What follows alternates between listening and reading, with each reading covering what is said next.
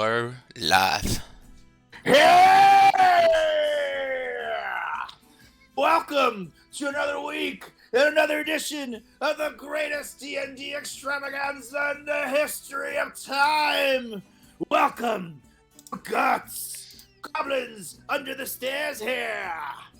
I'm Soul Rack Destroyer alongside the chattiest Chattington of them all, Wilmore Chattington and his trusty lute. The Birdman himself, Luke Gange. Now, to get this journey started, it's time for the greatest DM in all the land. Take it away, Nick Gonzalez here. Thank you, Soul Raptor Destroyer. Yes, welcome back to another week of Goblins Under the Stairs. And we're going to just go ahead and jump right on in because I got a lot of stuff I want you guys to cover tonight. Do a quick little recap to remind you guys of what happened last week, and then we'll jump right on back in. So you guys started off last week waking up just about where you guys are right now on the banks of the water here at the north part of Nightstone. You guys woke up, started getting your stuff together, and washing up a little bit in the water here. And you guys noticed this shadow emerging from the water, and lo and behold, it was a giant crocodile that was emerging and started going for you guys, especially Brutus, who was quite terrified of it. A local fisherman nearby, a little halfling named Ezekiel, heard this and saw all this commotion going on, and came over and decided to help you guys out a little bit. A little bit of slashing and bashing. You guys were able to kill this crocodile quite swiftly, and then cut off some of its hide to make a leather armor from it eventually later on with the local tanner in town. After you guys did that, you guys talked to Ezekiel a little bit, found out a little bit more about him. He's been having these dreams and hopes to become this giant slayer, but he's just the small local town's fisherman, just a little halfling. He could never go out there and do it all by himself, but you guys, invited him to come on along with you guys on your quest to, maybe come slay some giants.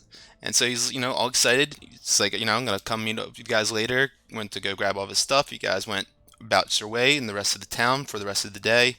Got a couple of food and drink. You guys kind of separated a little bit. Luke Ganji went to go get that leather armor made with the crocodile skin. You ended up getting that made, a nice hardy leather. Gives you +1 ability on that. Wilmore, you went down to the local temple and talked to Winona Beaver down there.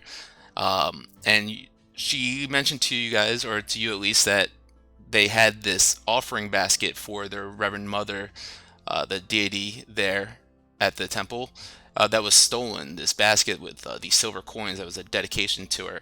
And so Wilmore kept that in the back of his mind, and later on in the evening, once you guys made your way to the Hand of Night, or to the Thieves' Arms, he kind of prodded about that a little bit, but you guys, approached Harthel and the Hand of Nightstone and the Thieves' Arms here, and approached him about wanting this giant slaying longsword.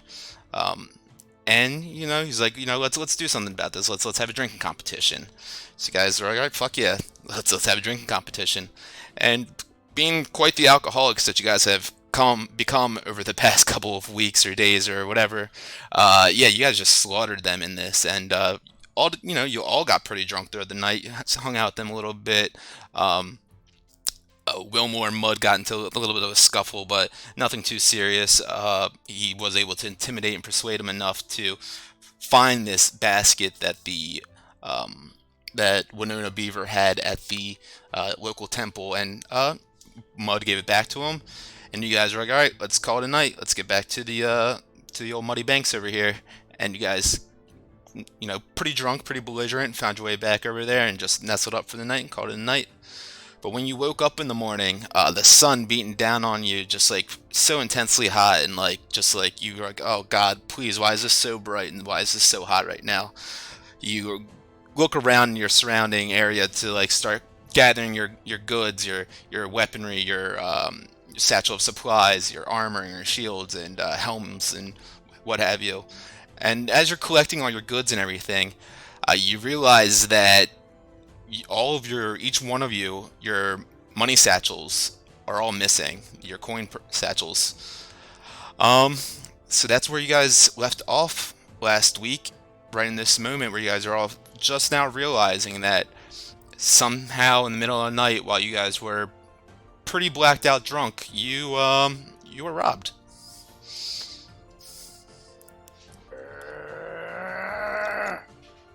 Damn it! Well, who Alright. needs to die?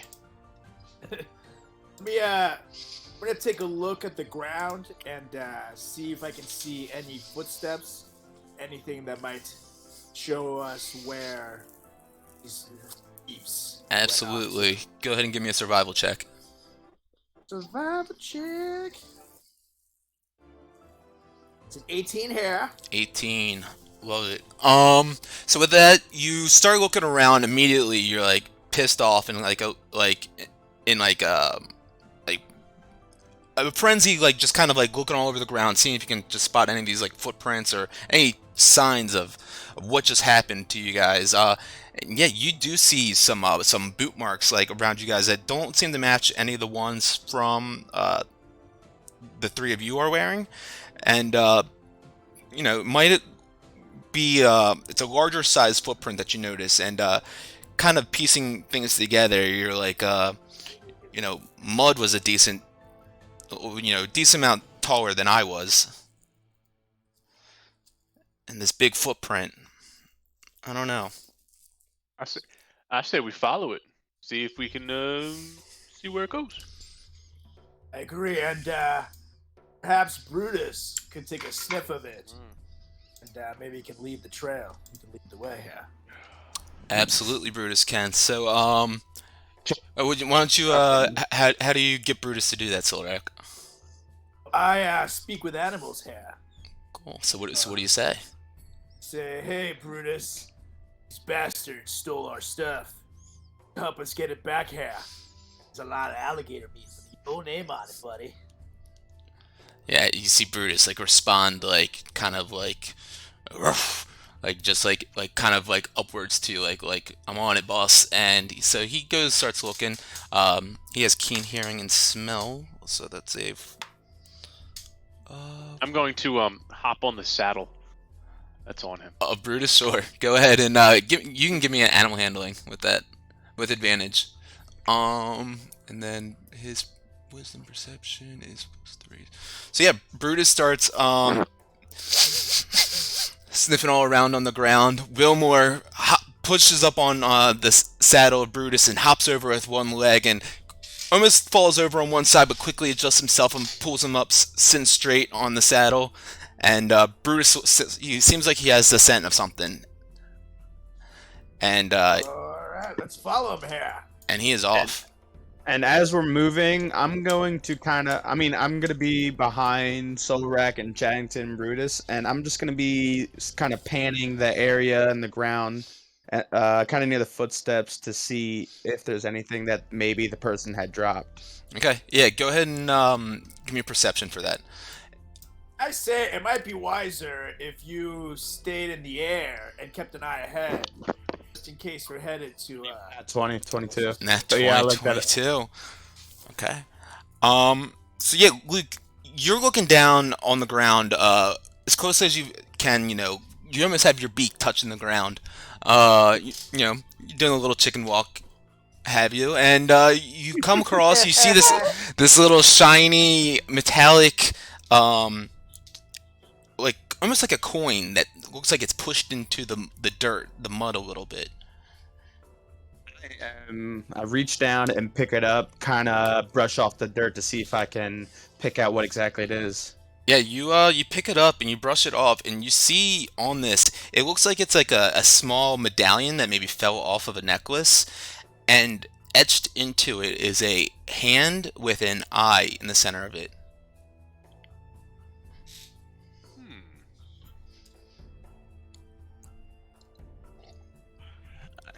You said it was a hand with an eye? Yes.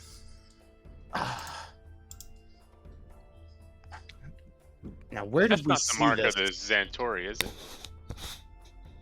Do you remember? You can make a history No. check if you want, Wilmore. But Luke, what were you gonna say? It's the same. Guys, I'm almost positive we saw this symbol last night. But the alliance, aren't there? Isn't it theirs? The Thieves' Forge Arms? Alliance. Oh, is it at the bar? Yeah, I Hmm. want to say we saw it at the bar. I guess maybe this is their way of identifying um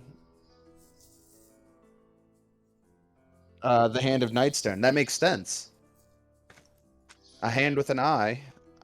I think that's a medallion for the Hand of Nightstone. So Brutus, he's on the scent right now, and Wilmore is on his back, and you guys are moving down this trail, and the footprints seem to fade away, but Brutus he keeps the scent up, and he keeps on going. You guys can push your tokens along with him too if you want, or if you guys are following him, that is at least. I mean, I'm right on them. Yeah, you are on him. And he keeps on going. He keeps on going. You know, kind of to the east, and just sniffing all around. And he gets up to about like the market area. And that's where he kind of just like stops and kind of sniffs around a bit, and then just kind of just stops and. Hey, you did good, Brutus. All right. Where is he pointing to? Wow, I'm trying to catch up to you guys. My sheet's loading so slowly. Yeah, sorry. You know, it says that your token's up there, but he's kind of moving towards the east, and it looks like he was pulling that way still, but he lost the scent once he kind of got over to this like the scent of like all the marketplace and the fisherman and everything going on over here. Luke Gunch, why don't you take the air and see if you can spot anything from a better vantage point? Should we maybe ask some people if they know what this coin means? Maybe go to. At what time is it right now, Nate? Morning? Yeah, the sun just started beating down on you guys, and you guys are all kind of like, oh fuck, what the hell? Yeah, it's like it's 8 in the morning right now. Yeah, I mean, I think that's a pretty good idea, asking someone. I mean, we do have to be careful who we ask. Well, But yeah, I because can also the take thing is- flight full wreck. We do know what mud looks like, and that's kind of right now who we're looking for. So, you spot him. Or just anyone that we may have recognized from last night. So maybe should we peruse the market to see if we recognize anyone from last night? Yeah, let's do that's it. a good idea. All right. So let's see. We're gonna move forward here and just kind of observe the entire radius of the market to see if maybe we can recognize someone from last night. Sure.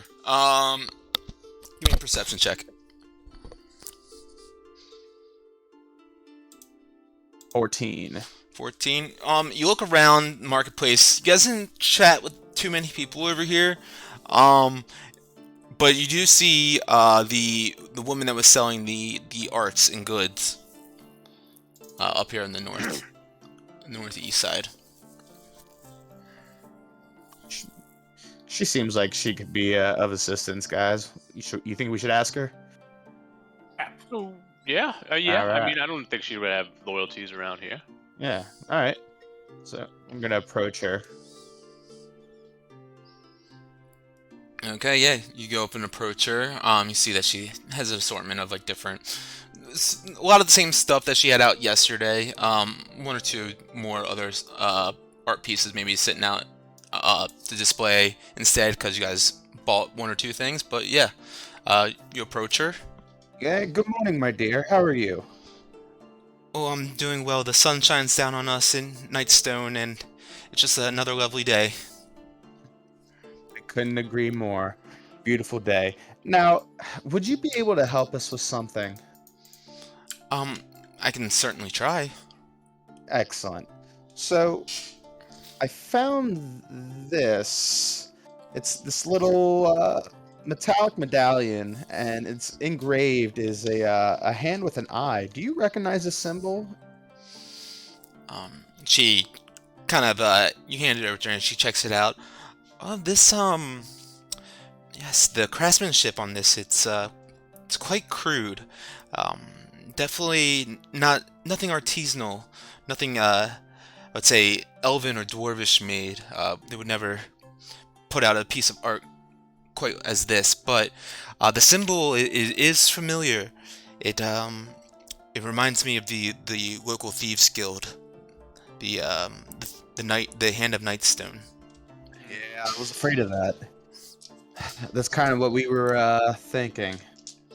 Is I Go on. where did you How did that come into your possession?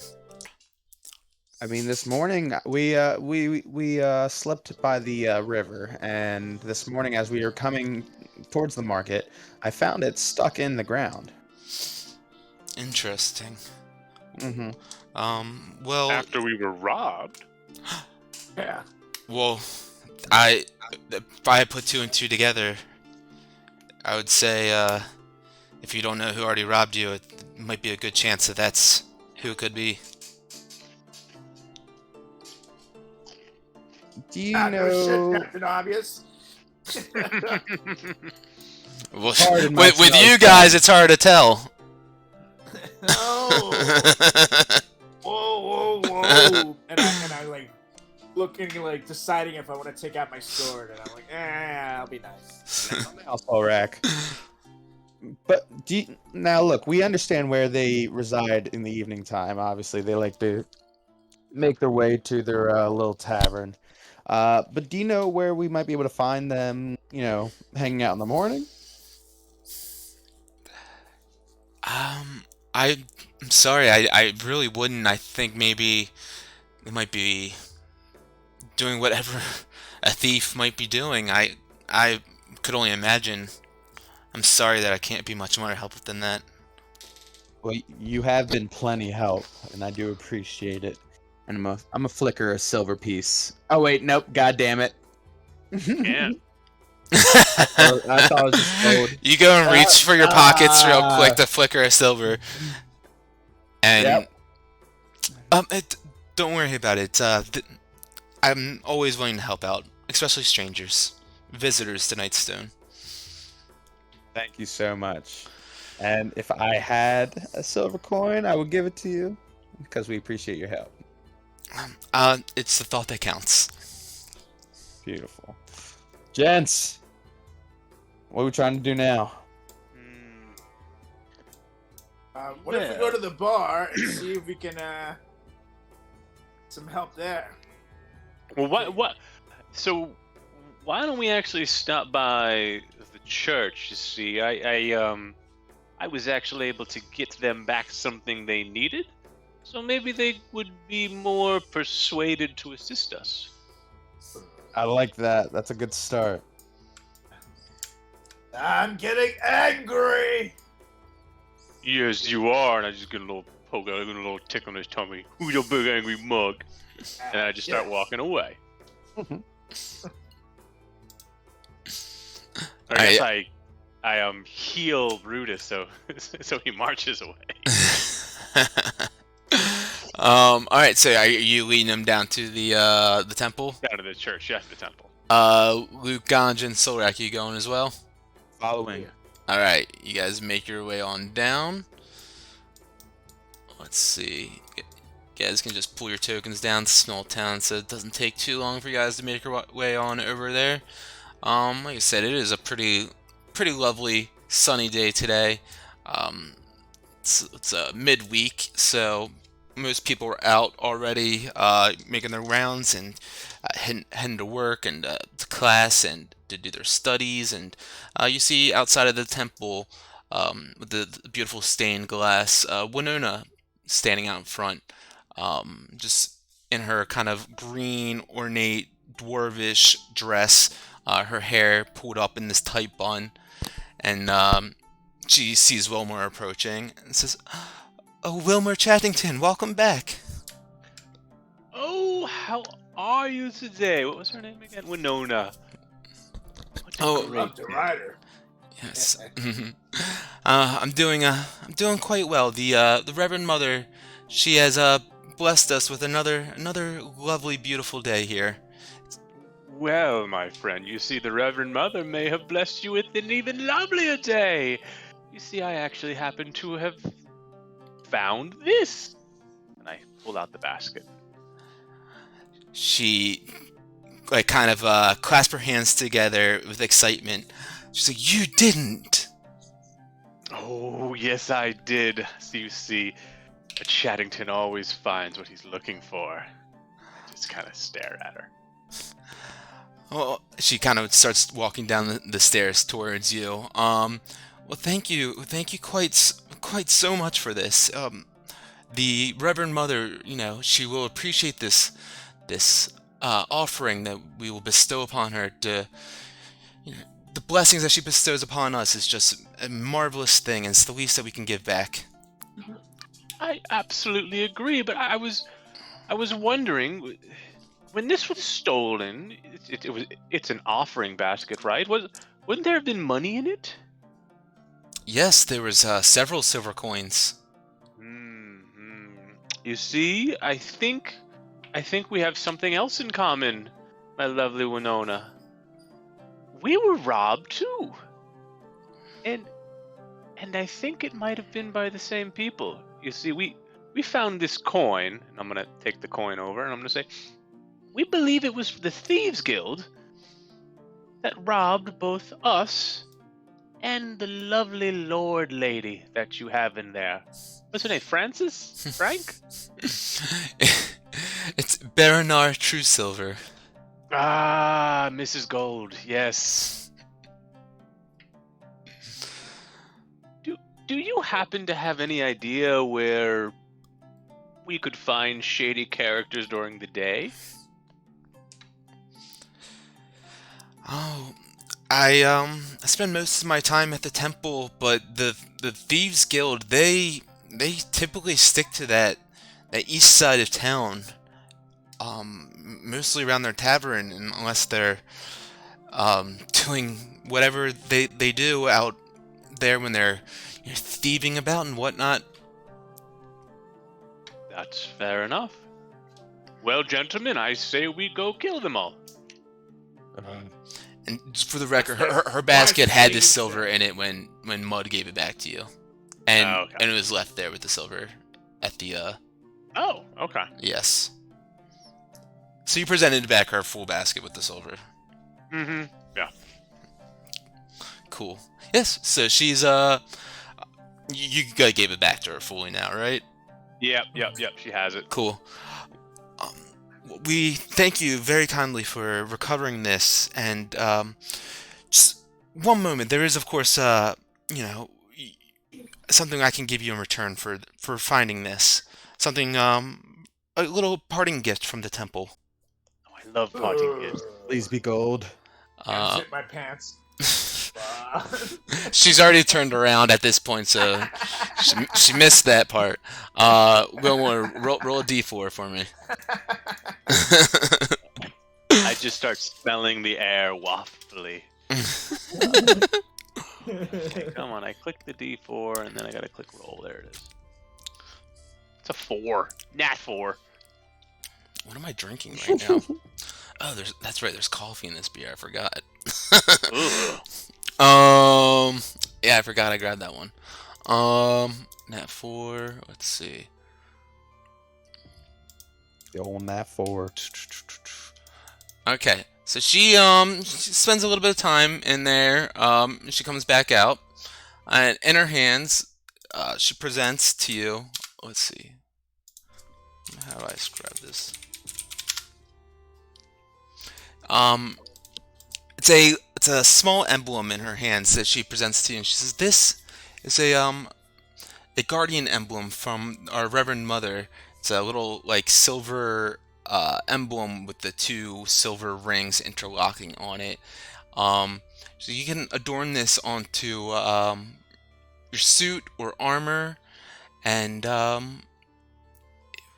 if one of you guys look like some tough adventurers, and if someone in your party were to suffer from a critical hit, you could change that into a normal hit instead." Well, long does that's it last? lovely. It has That's 3 just 1 charges, and it regains all of the charges daily at dawn. Wow. That's Awesome. actually fantastic. There is, of course, one small thing with it, though. Gives you herpes, doesn't it? The, Again. you back You there, can't get herpes twice. as Solrak, you have on your like your skull helmet and this like bear fur like teeth thing on your shoulder, and you're like saying this crazy thing about her, but she's like just kind of looks at you. You are, uh, you're quite the strange one. No, but the thing with this, you see, is you must be a person of faith to be able to adorn it, meaning you must either be a cleric or a paladin to use it. Like a bird. I take it and I go, well, this is useless. I just throw it over my shoulder. Hey! And I'm scurry over there and pick it up. And then underneath of her dress, she kind of pulls out from a satchel this small globe as well, and she presents it to you, Elmore. It's like the small sphere of like thick glass. She says, "In this, you may recognize if you've ever worked out at in night in the caverns or anything, or ever visited any kind of arcana schools or anything with wizardry. This is a drift globe." A drift globe. Yes, you can speak the command word and make this orb start glowing, and then have it move to different locations, if you will. This is fantastic. I love it. Thank you very much. What is the special word? Is it blueberry pancakes? If you would like it to be blueberry pancakes, you just hold the little button on the back of it for 5 seconds to reset the password, and once the light blinks 3 times, then you speak the command word into it, and then you can reset the password, and blueberry pancakes it is. Oh, What that if is he what- wants the word to be?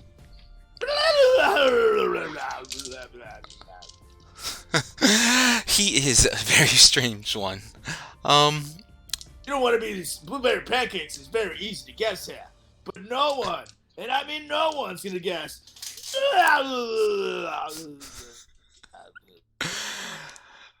You're absolutely right. You have a very good point right there. See? So that means that you should go in. Well, that is a great idea, Solrak. And I'm gonna hit the button. I'm gonna go, Solrak's a cunt. And then I'm gonna unput it. Be like, this is great. Whoa! I was just trying to help you out, little man, but sure. Can we get some blueberry pancakes? Mmm. That's what we could use right now, boys, is some breakfast. Yeah, if we had any money. Oh, too soon? God, Why don't it's that bird brain I got. Could always Why eat don't we some go bird, mosey Shackleton. over? Yeah. Some fresh Nothing wings, like- you know? Nothing like fresh wings. I'm just saying, if decisions need to be made, both similar species here. Meanwhile, the 3 of us can totally eat some wings. I'm more of a thigh guy myself. Oh, wings for Brutus and I. As Big a fan of the dark meat, if you know what I'm saying. Very aroused. Anyways, Well, gentlemen, this conversation is very fascinating. And I like ass. I'm going to take this basket. I appreciate you guys returning it, and going to start working on our tradition. But I also like hold out my hand since both of them got a gift and I got nothing. I'm like, And I give Solrak a low 5. He is special, ma'am. what the hell is this? She said, "Oh, Is that a persuasion check? yeah, yeah." So, go ahead and give me your persuasion. that's... Sheet. Man, sheet. This beer had me very confused when I took the first sip out of it. Damn it, a Coffee 4. beer is no good. A natural 4. It's not bad. It's actually the beer's called intelligence check. All right. So with a 4, you do and she turns around and kind of wide-eyed. Oh, yes. Sorry. I forgot. And she starts walking down the stairs, and she's reaching into her satchel. She says, "And here you go for the beautiful boy." And she pulls out a ration, and she hands it to Brutus, and Brutus starts chowing it down, and she turns back around. And thank you guys again so much for returning the offerings, and have a blessed day. I look over at Brutus and use my speak with animals and say, "You owe me, you son of a bitch." She pushes in the double doors and goes into the temple, and the doors shut behind her. Well, gentlemen, what do you think now? To the east side of town so we can try and kick their fucking asses. I agree. God. I just want my money back. Let's go take care of that. Alright, so you guys gonna head your way over to the bar, it sounds like? Yeah, should we head to the tavern? No, I mean The thieves' bar, right? yeah, Yeah. cool. So you guys start making your way over there from the temple. It's not too far of a trip. It just takes you about 10 minutes through the streets to get over there. You guys find your way back in front of this stone, kind of dilapidated looking rough building with a wooden door and a wooden sign out front. And on the sign you see scratched into it a symbol of a open hand with an eyeball in the palm of it. Yeah. Just as we thought. I'm going to look at the front of the building as well as the sides to see if there's any windows that I can look through. Sure. Yeah, there are windows on the sides, not that the door is not on. Okay. I'm gonna go to, I guess, the closest window and kind of try and stay hidden while poking my head around to see if I can see anything inside. Okay, cool. So you make your way over to one of the windows, the closest one probably being this one here. And you start kind of like squatting, getting low, and then peek up to kind of check into the window and see if you see anything. It's a very dusty window. Go ahead and give me a perception check.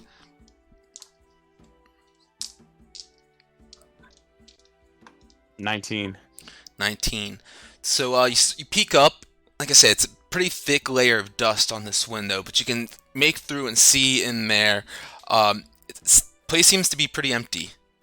And by pretty empty, I mean it's not a soul in there.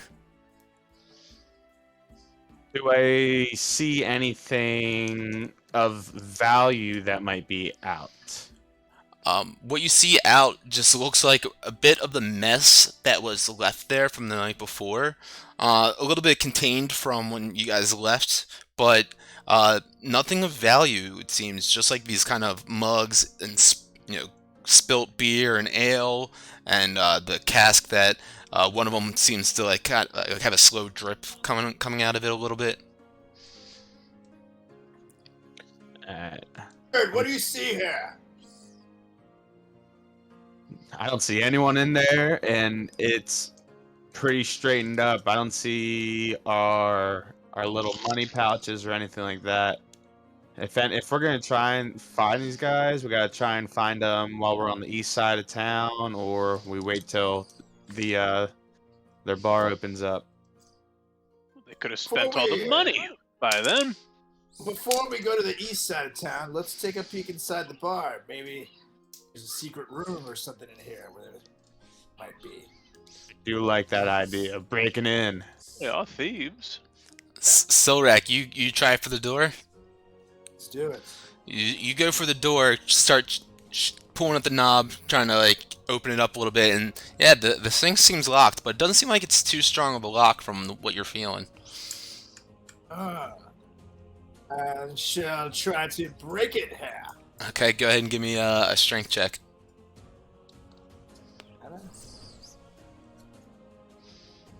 And are you trying to do this kind of stealthily also, or are you just doing it? I'm just doing it. I'm pissed. Cool, love it. Yeah, go strength. I'm gonna 10. 10. This a lot. Go and kind of like you kicking it. You hitting your shoulder. How you trying to get this in? I'm trying to shoulder it. Shoulder it. All right. You kind of take a couple steps back and you kind of drop your shoulder a little bit, kick up your one foot like a bull, and then you run towards it. You hit the door, and you feel a crack. The door gives in, it pushes in, but it doesn't quite make it all of the way. You feel like you are very close, though.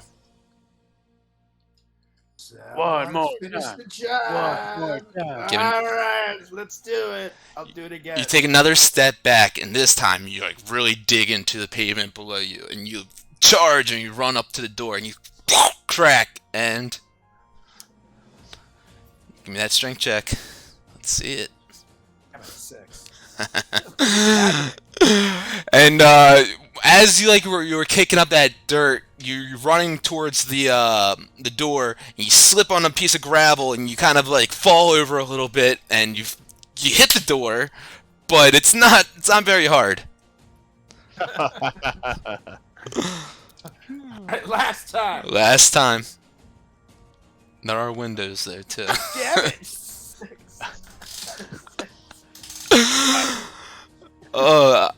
You gotta love it when the big strong man just rolls like shit like this. Okay, so you're god damn it, you stand up and you go to do it again, and you run up and you go to crack on the door, and you hit. It seems like there's like a metal frame on the wooden part of the door that like on the back side of it that kind of holds the structure of it so it doesn't fully splinter. And man, your elbow hits straight onto that part. Alright, well, I've done this 3 times. You keep doing that. I'm gonna go and try and break a window. I think that's gonna be a little easier. I pick up a rock and throw it through a window. Is that what you do? Yeah. Wilmore picks up a rock and throws it through the room. Whoosh, window shatters. The glass shatters on the floor inside of the bar, and you guys are left with this like jag. Actually, give me a dex check. Let's see how like well this happens. Saving. Oh, check's just regular. Yep. Yeah. Oh, it happens real well. Real Yeah. well. You like knock it out of the frame. There's not any jagged glass that you guys have to like work around or anything. You literally hit this rock right on the wooden frame, this like loose spot where the whole frame just fell out from it. I'm staring over at it. I'm like, that was gonna be my next move here. Is there any brooms in there? Luke Gons did not see any. And now that you're kind of, I guess, looking also, no, you don't see any. A bar with no brooms. I mean, it's still a sloppy mess in there, so kind of seems like they don't have any. All right. Well, I will. Who wants to go through the window first? Maybe the big strong man should go in. We should put on the ring of invisibility here and then go in there. That's true. After we already made all this noise with breaking the window. But yeah, I mean, it still worked. It was not very stealthy. I mean, I'm a master of disguise again. Alright. Running into the door 3 times really was super duper quiet when you just had such a little baby boy doing it. Chit chat. I'm just gonna punch out the window. None of this was quiet. Yep. So Punch out the remaining parts of the window. all right, you guys. The window opened. I mean, Wilmore hit the window out of the frame, so there's nothing that you even need to hit out. Okay, cool. So I'm gonna Yeah. crawl hop through in. then And I'm Alright. gonna hop in. with my glowing lightbringer. Yeah, easy enough. The windowsill is low enough. You guys can push yourself. Actually, Wilmore, give me. No, I'm kidding. You guys can push yourself up and get on in there. Not a problem. Solrak, you getting in there too? Yeah, buddy. Brutus, what are you guys gonna do with him? The door There you go. I'm gonna, and allow him entrance. Oh, Okay. actually, no. Leave him outside, and I'll say, Brutus, if anybody comes near here, you start barking like a motherfucker here. Give me an animal handling with advantage.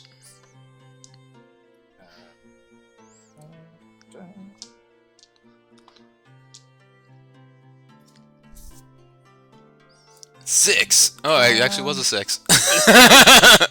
20. It's 10. Cool. Seconds are fine. Yeah. Yeah. Brutus sits, kind of heals, looks at you, ruff, and then kind of like looks out left and right. Looks like he's like keeping guard. All right, boys. Let's take a look-see. All right. You guys are all inside the bar now. As I mentioned to Luke Ganj, but you guys can all see now. Looks like there's still remnants of the previous night still in here. Mugs kind of laying and scattered on the countertops and the tables. Some lying over with like beer spilling out of them. Sticky, gross ground. One of the kegs seemed like it was left running, and there's like a pile of like ale underneath of it. That's kind of soaked into the wood here. It stinks like stale alcohol.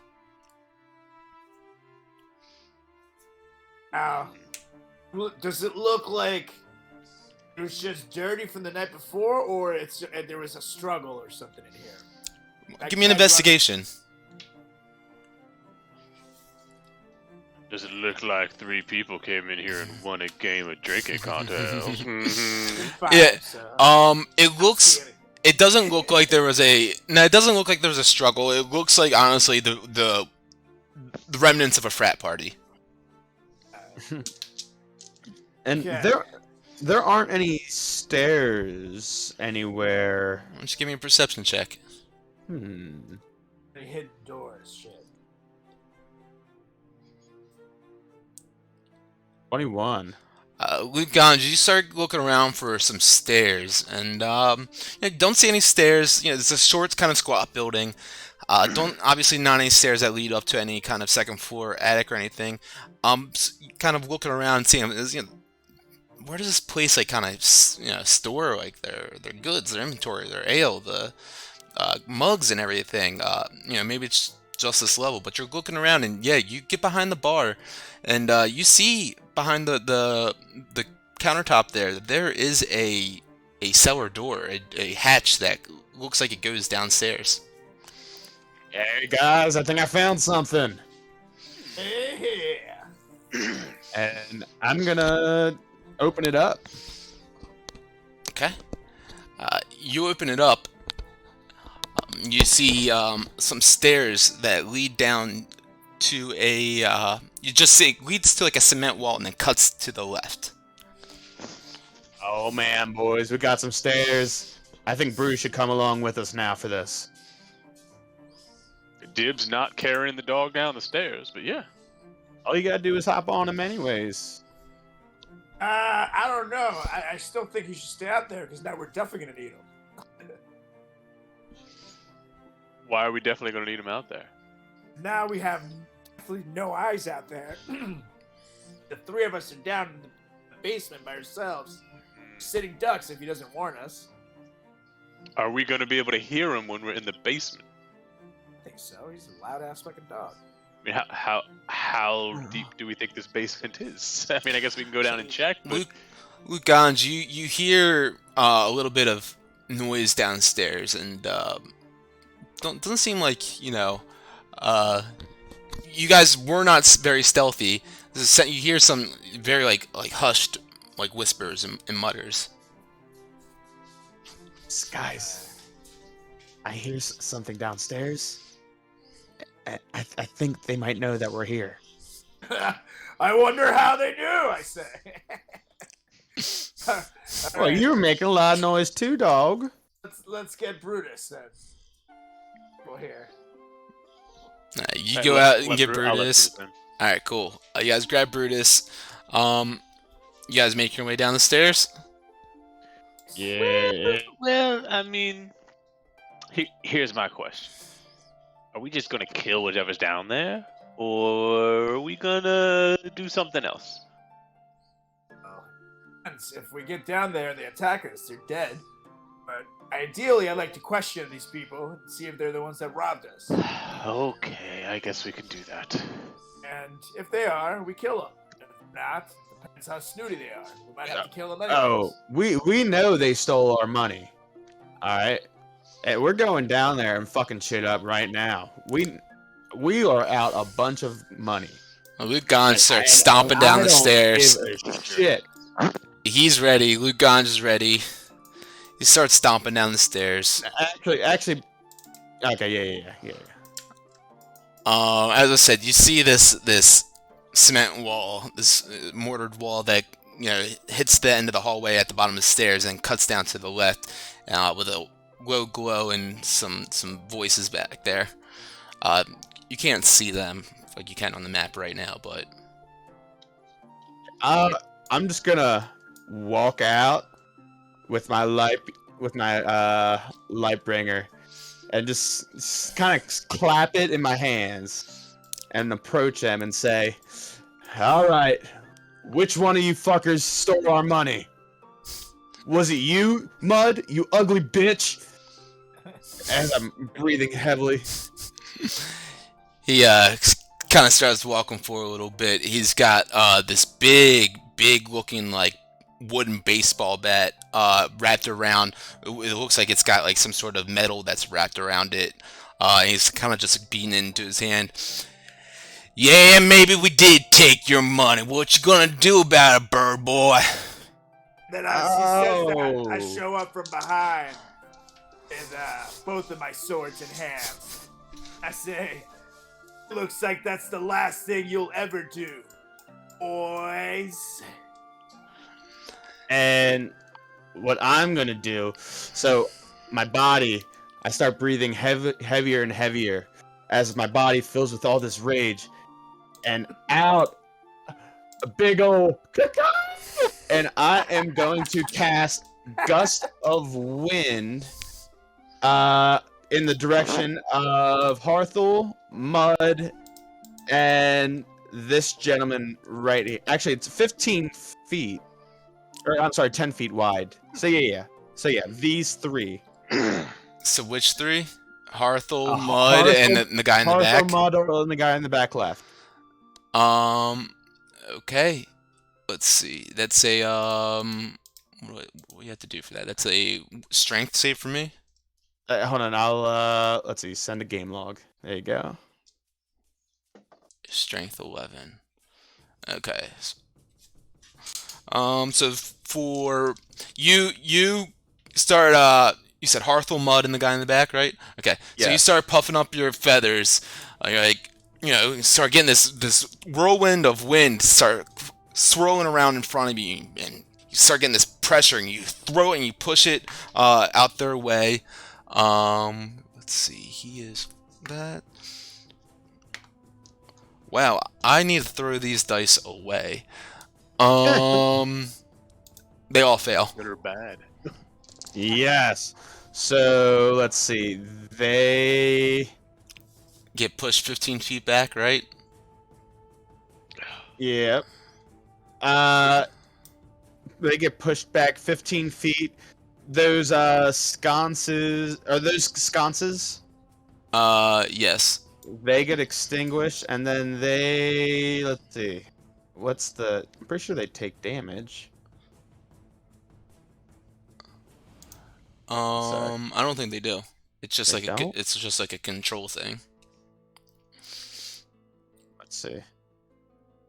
Oh, it is a control thing. God damn it. Each Well, creature it's all this good. line turn my strength saving throw, blah blah blah blah. Okay, so 15 feet, 15, and he just hits these boxes. So you make this like big gust of wind start like this whirlwind just swirling around, and it starts lifting up debris just off the ground and swirling around.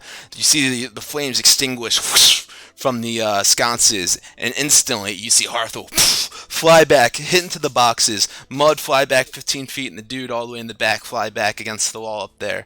Can I say something to them? Sure. Okay. You guys can give us our money back right now, or else you guys are gonna pay. What's it gonna be? Make a make a persuasion check with disadvantage. I'm sitting there behind them going, please make my Or you make it. Do you want to do persuasion or intimidation? Your choice. Well, since you give me the option, I'll go persuasion. Okay. But why with disadvantage?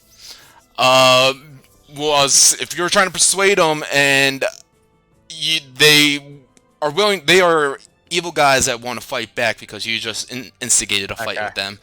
Alright. If you want to Yeah. try to intimidate them because you just showed this kind of force, maybe that can just be flat, but I would say Because that's really what I was going for, okay, intimidation. that's But cool. if you were giving me, because my persuasion's a +4. Your call then. 8. That was investigation, but Oh, it's it's still just whatever. +1. It's same thing. So Harthul, he flies back, hits these boxes, and you say this, and he starts pushing them back up, and you see, or he starts pushing himself back up rather, and you see this fire in his eyes as he reaches across body and draws 2 short swords. He says, "You want your money? Come and get it." Oh, it's on here. And I'm gonna roll initiative. So go ahead and roll your guys' initiative. Oh, yes, sir. Nice. Wow, I really need to throw this dice away. Now I get a fucking 20. I get a nat 20. Oh my god, this is awful. Oh, there we go. That's a nat 20. I stood all the way in the back. Nice. Yeah, right. Exactly. 30.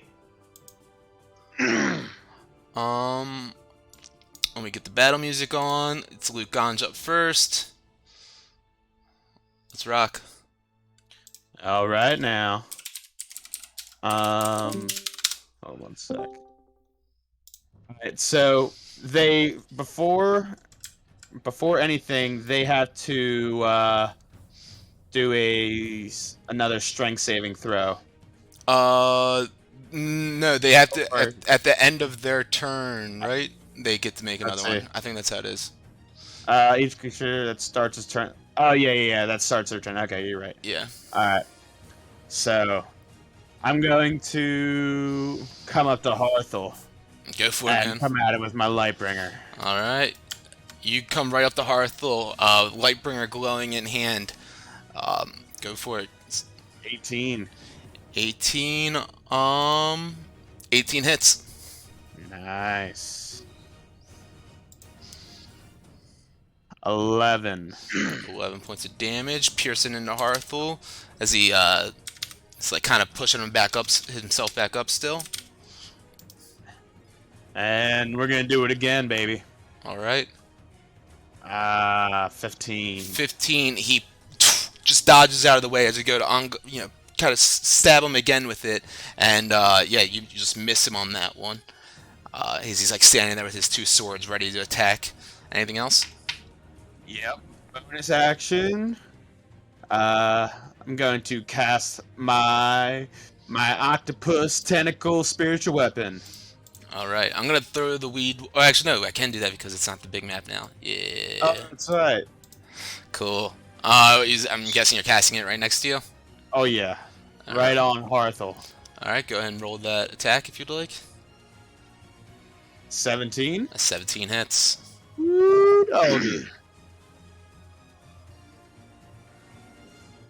4. 4 points of damage as this just giant slopping wet tentacle appears out of the middle of the air, flopping all around, just smacks Harthel across the face. He looks back at it like in shock, not like knowing where to direct his like attention, to you or the tentacle. Anything else that you want to do? No, I just want to emphasize that my vision is still on these 3 people, like for the warding wind. Okay, gotcha. Let's see. Actually, since you moved, or it's does it stay on your? Or not warding wind. It Sorry, it gust of stays wind. on your path. It's only 10 feet wide, so you'll have to miss one of them How so? because it's only 10 feet wide. If you blast it in a straight line out, you'll get Harthel and the guy in the back, or you can blast it out to the left diagonal a little bit, and you'll get Harthel and Mud. I will do. We'll do Hearthol Mud then. Okay, gotcha. It's mad. All right, Solrak, you're up. All right, first things first. It's rage time here. Oh yeah, guess the whole Solrak Hulk out. I'm gonna come charging over at Hearthel's bitch ass. All right. And, I'll finish the job. The bird started here. All right, Get Get the running swing up. Talon. That motherfucker. swing away. Oh, that's a 25, boy. 25 is a hit. What was the roll? I didn't see the. Was it a? It was a 17. Okay, gotcha. It didn't pop up on my other screen for some reason. Cool. With 8 or 10 points of damage. Buddy. Cool. You come running up, talon in hand, getting this like fire in your eyes, like just like a fucking bull running up to him. You slash him with talon. Use your action and bonus action. Is there anything else you want to do? Nah, I'm good. All right. Dude in the back up here. He's going to just kind of run up right next to Mud and say, "Mud, can't let Harthel get attacked like that. Get that fucker." Is he gonna have to make a saving throw now for running into my? Yeah, actually he is. I forgot that. Actually, well, I wouldn't have done that if I remember that there was a big old win there. Yeah. So I gotta draw something out here. Hold on one second.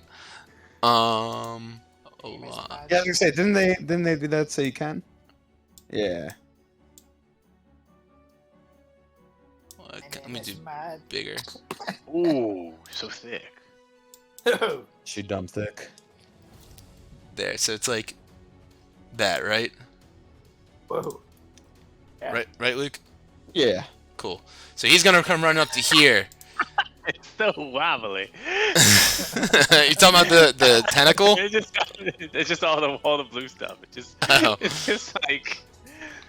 No, I'm You just- sorry. Go on. All right. So he still yells the same thing to Mud up there, and that's giving Mud the help action. All right, Wilmore, you're up. It's mad. I am going to.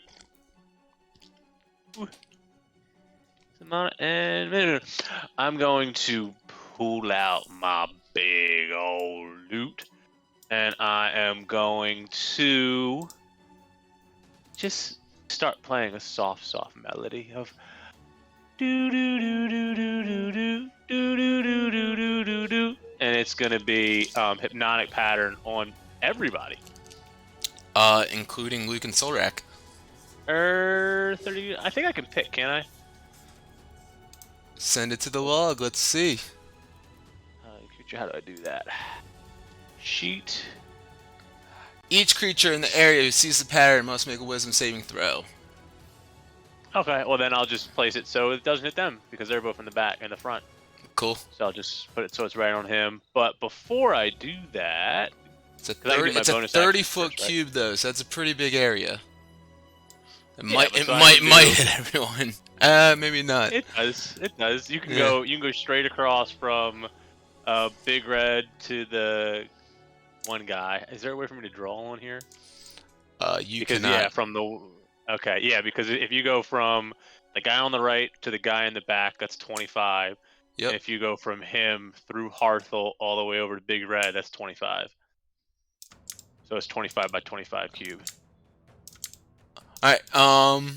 Let's see. So Solrak will be here. Luke's here. Okay, that works. But I'm going to also, before that, I'm going to do my bonus action. I'm going to throw a hex with an intelligence blocker on. Oh, yeah, that wind is going to screw it all up for these guys on the left, right? Yeah. But it's after their turn, so we'll still get one turn out of it. So this guy on the back right, Mm-hmm. I'm going to throw a hex on him first with a intelligence. Yeah, because that's bonus action. Yep. So we'll do hex slot, bonus action. Or no, I can't do that. Never mind. Because I can only do one action or one spell, right? Yes, unless you use a bonus Yeah. action spell and a cantrip. Yeah. All right, then never mind. He's not gonna have that. Then we can take that marker off of him. So we're just gonna do hypnotic lights on everybody. Okay, and that's a wisdom. It's intelligent or no, wisdom? You're right. All right, so let's start with Keg in the front right. Wisdom, 16. Harthel, 17. Mud is 12. That's a fail. Yeah, dude in the back, like next closest to Mud, 14. And then dude in the back right is 6. All right. So mud in the back right. And they are hypnotized. Essentially, they are Charmed. charmed. That's the Well, charmed by the spell, they're incapacitated. cool. It has a speed of 0. And I can make the save. No, can I make the saving throw again at the end of my turn? I The don't, smell and I don't think each so. creature in the air. Yeah, no, you're done. But the spell ends for an affected creature if it takes any damage or if someone else uses an action to shake the creature out of its stupor. Cool. So Mud and the dude in the back right are both kind of. Wilmore sets off this hypnotic pattern over them after playing this melody, this very tranquil hypnotic melody, and it sends Mud and the elf in the back right into this hypnotic swirl, this daze, and they're just like in this lost like kind of mindset, and yeah, they are charmed right now. And I'm just gonna move right back behind the wall so nobody can see me. All right, maybe put a yellow marker on him or something. Yeah, yellow on him, and I'll throw yellow on the other guy. No, there's actually in there. I thought there was, but that's why I was taking a minute looking for Yeah. it. All right, anything else that you want to do? I just moved over a little bit, and that's it. All right, Mud is up now. Let's see, can he still take us? Oh yeah. Actually, now that this wind shit. is blowing him, it throws him backwards 15 feet, and he wakes up. Action because didn't he already move back? No, it's each turn at the beginning of each one of his turns. And I guess if he's hypnotized, he can't make a. He can't make this. throw. Yeah, exactly. Right. So he gets thrown back 15 feet, wakes up, just kind of shakes his head out of the stupor, and he looks up. So, which one of you fuckers did that to me? And that's his turn. Harthel now, good old Harthel. He's got Luke Ganj and Solrak standing right in front of him. He's two short swords, kind of out and ready to swipe and attack. Let's see. He takes he's gonna do like a swipe across at Luke Ganj, swipe across the Solrak, and then swipe again at Luke Ganj. The first one was a 19 plus 7, so 16 to hit or 26 to hit. Second one is a 25 to hit, and the last one is a 23 to hit. Let's see. First one does 6 points of piercing damage. Hold on, did he do a saving throw? Ah, shit. Yeah, that's right. He's in the line. He succeeds. Ah. Yeah, I rolled a 16. Okay, so the first attack did 7 piercing damage, right? Is what I said.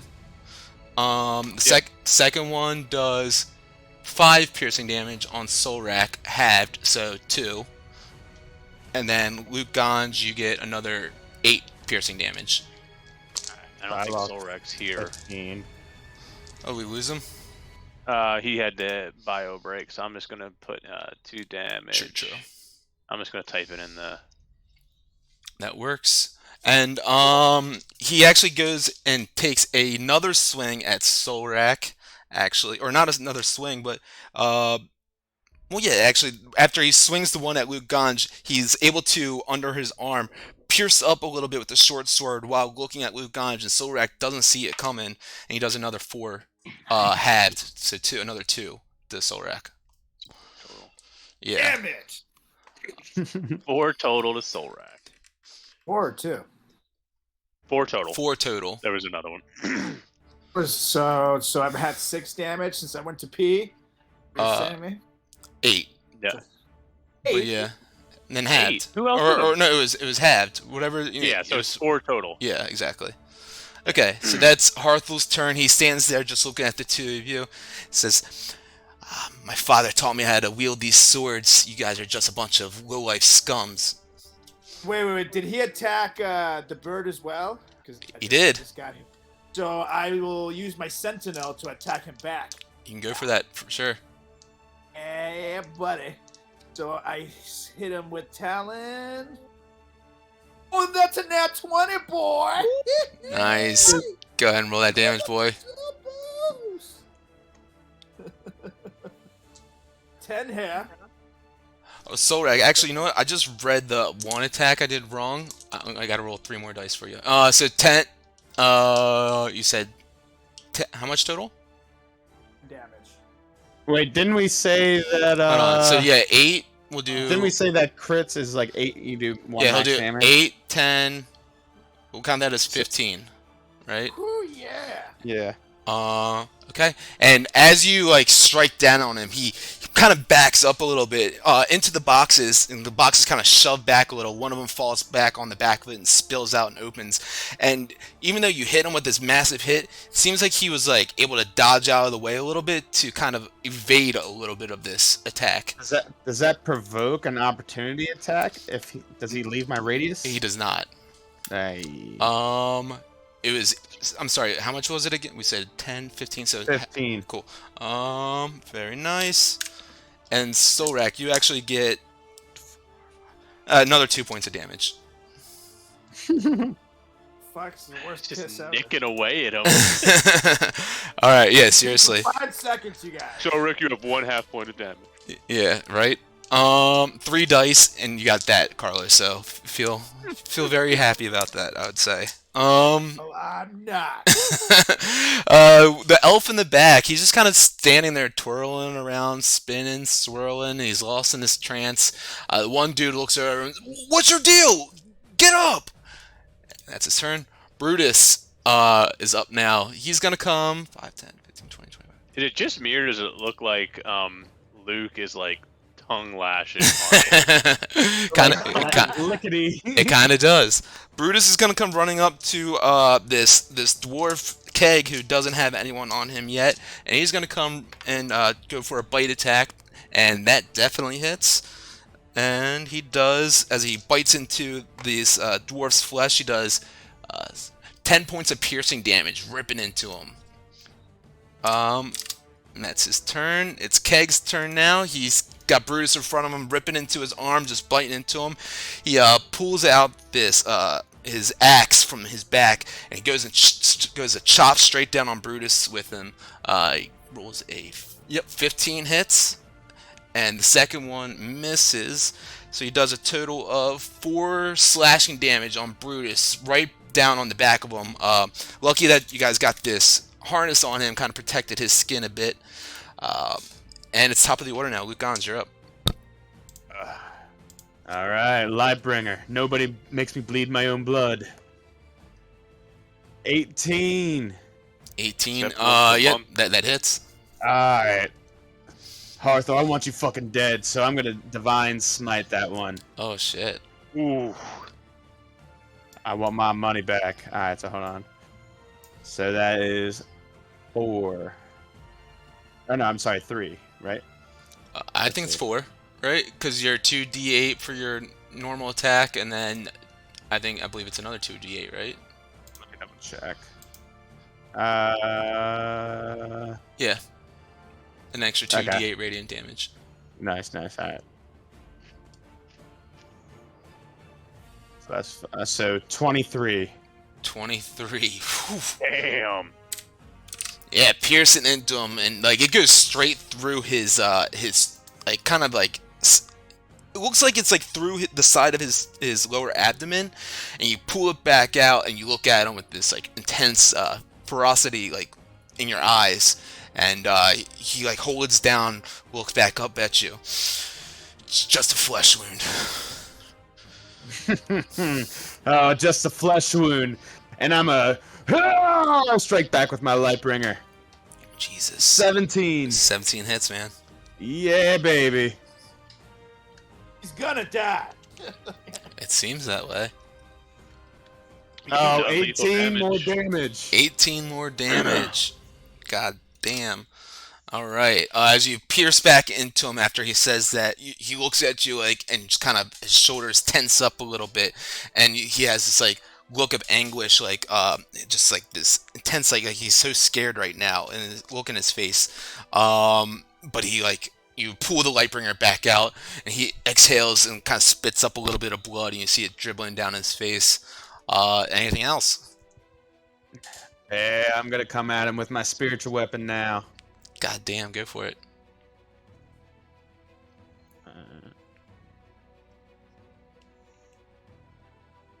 19 That hits. and a 6. 6 points of tentacle damage. The best kind. Very nice. It just slaps him. I mean, after this round, Harthul is really feeling that pain. The Lightbringer piercing into him twice and then smacked right upside the head with the slopping wet spiritual weapon tentacle. He looks up at you, kind of holding his side. Short sword still there. It's like, does the money mean that much to you? Does the money mean that much? Yes, you piece of shit. Solrak, you're up. All right. First things first, it's talent time. And that is a 10. 10, you go to swipe overhead with Talon, and he just kind of rolls out of the way and you hit one of the boxes. One Slayer. That's a 19 hair. And 19 is a hit. And that is a 9 hair. 9 points of damage. As you kind of go cross-body and you slash him, and, you see it go into his armor that he's wearing, and just crosses, slashes right through it, and you see this blood starts just saturating his leather armor now. And now I'm gonna use my action surge as well to take another stab at him. Quite literally. And talent time. Damn it, another 10. Another 10. You go to try to, get this, like, burst of energy, and you go to slash again. Wah! You overhand slash, and once again, he just rolls out of the way, and you hit the box once more. Got lucky we. Alright, anything else that you want to do? This guy in the back, he comes crawling over the boxes, pushing himself up. Harthul, I'm coming! And he runs, jumps up, and he comes down with 2 short swords in hand, and goes to stab down at both Luke Ganj and Solrak at the same time. Rolls a 7. I'll use my sentinel. Alright, rolled a 17 for Luke Ganj. And an 18 for Solrak. Is that your armor class still, right? 18? Yeah, 18. So does that mean he gets it? Yeah, he hits both of them. Yes. I also attack him with my talent. So he hits Solrak and Luke. Yes. And Solrak. I'll throw and it was a 17 on Luke. I'll throw a cutting words at him on Luke's hit. All right. So what do you say to him as he's jumping in the air, going to stab down?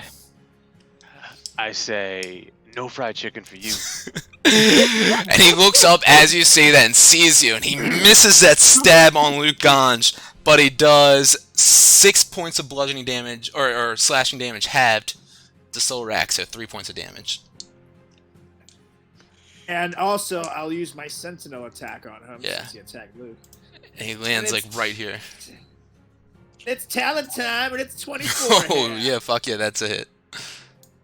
He can suck a big old balls, and that's a 15 damage here. Woo, big damage. You feel him, you see him running up these boxes like parkour style, coming up, 2 short swords in hands, going to pierce straight down on you guys, and he misses Luke Ganj but stabs into you, and you push him out of your way, and as you do, you slash him with Talon, and you get a big, massive hit on him. He does not look very stoked about that. But that is his turn. Wilmore, you are up now. This is a new shirt, man. I'm gonna Mom peek. got me this. I'm gonna peek my head around. I guess my head's already peeking around. I am going to cast non-lethal damage Eldritch Blast at Harthel. Okay. Or hold on. There will be a cover AC with Luke Ganj and the dude there. I'm just thinking if I want to do something else.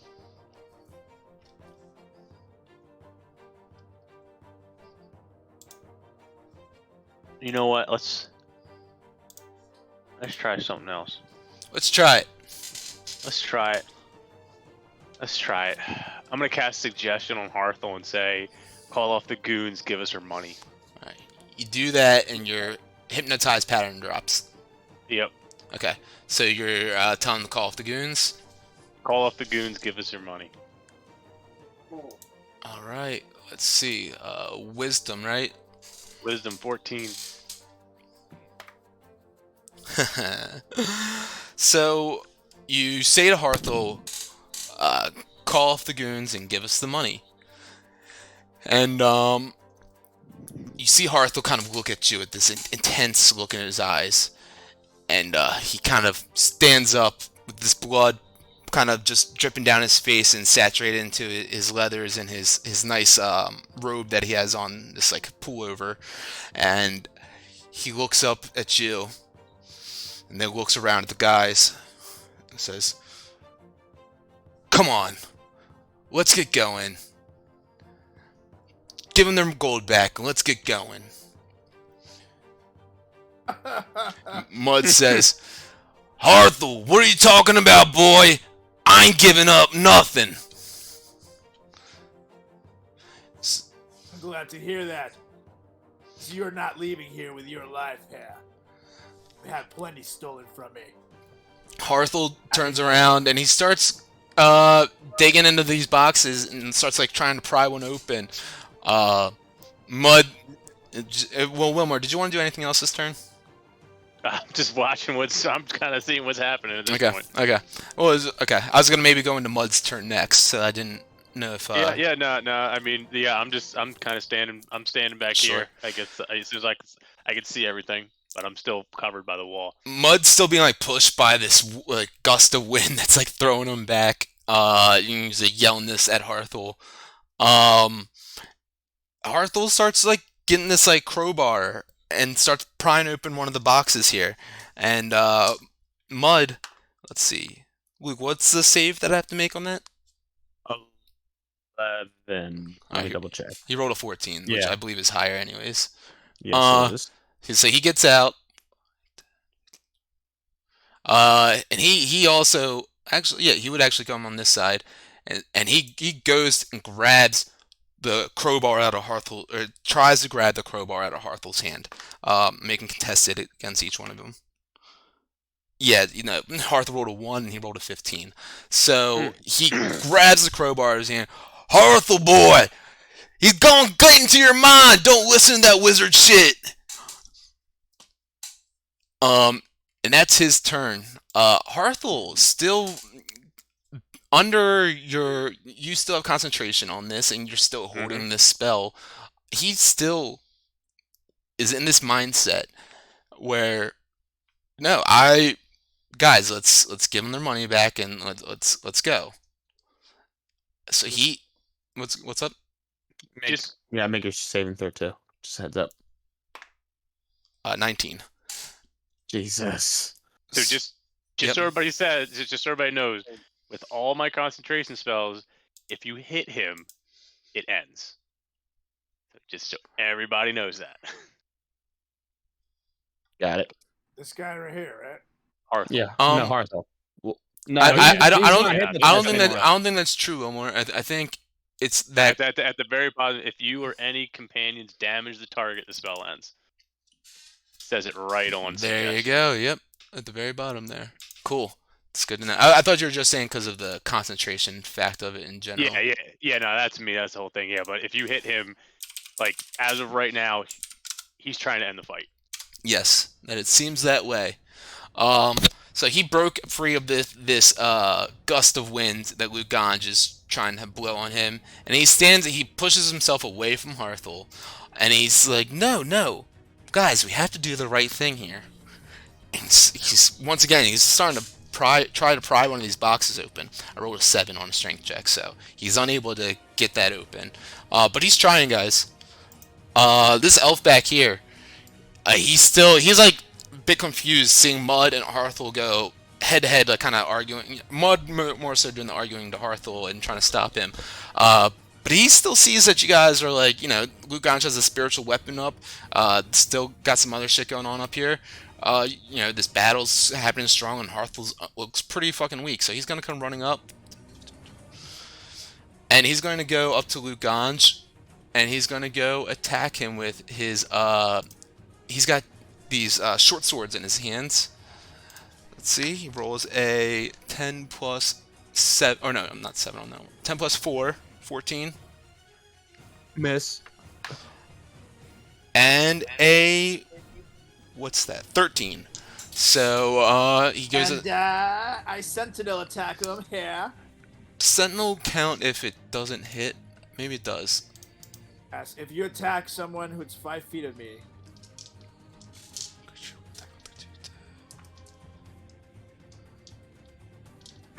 Did you hit me though?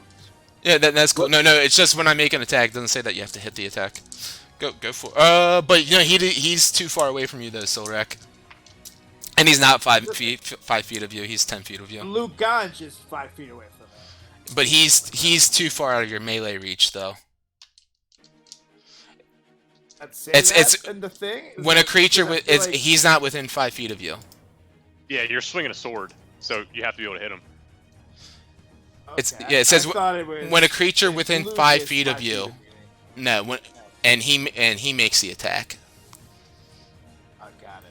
Okay. Yeah. So, but he misses both. And that's it. Brutus is up now. He goes and he's just trying to bite at this little dwarf guy here. That's a D12, not a D20. Oh yeah, that's a hit. He rolled a 23 to hit. And he does. Very nice, Brutus. He does 13 points of piercing damage on him. Big brood. Oh yeah. Oh. As this guy is looking, this dwarf, he's looking pretty weak for the fight right now too. He's bleeding a bit, and Brutus, has got a good taste of him, and he's ready to keep on. So he's gonna, yeah, that's that. Keg though, after just getting bitten to like that, he's not very stoked. He's gonna try to slash down at Brutus with his battle axe again. Oh, he nat 20s.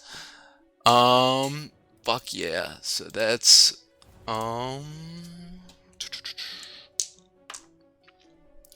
he does 10 points of slashing damage on Brutus as he comes down with him right on his on the saddle, and he slices through it a little bit, and you see Brutus start bleeding out just a little bit. Nothing too intense, but he definitely cries out in pain a little. Top of the round is Luganj. So I am going to turn my attention to this the guy to my right. And I am going to attack him with my Lightbringer. Yeah, absolutely.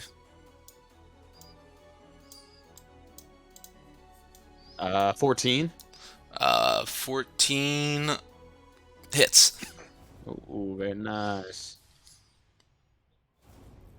18. Damn. And we're gonna do it again. 9. 9 misses, unfortunately. Alright, bonus action. I'm going to move my line of onto my right. So Harthul, the guy that I just hit, and then Keg.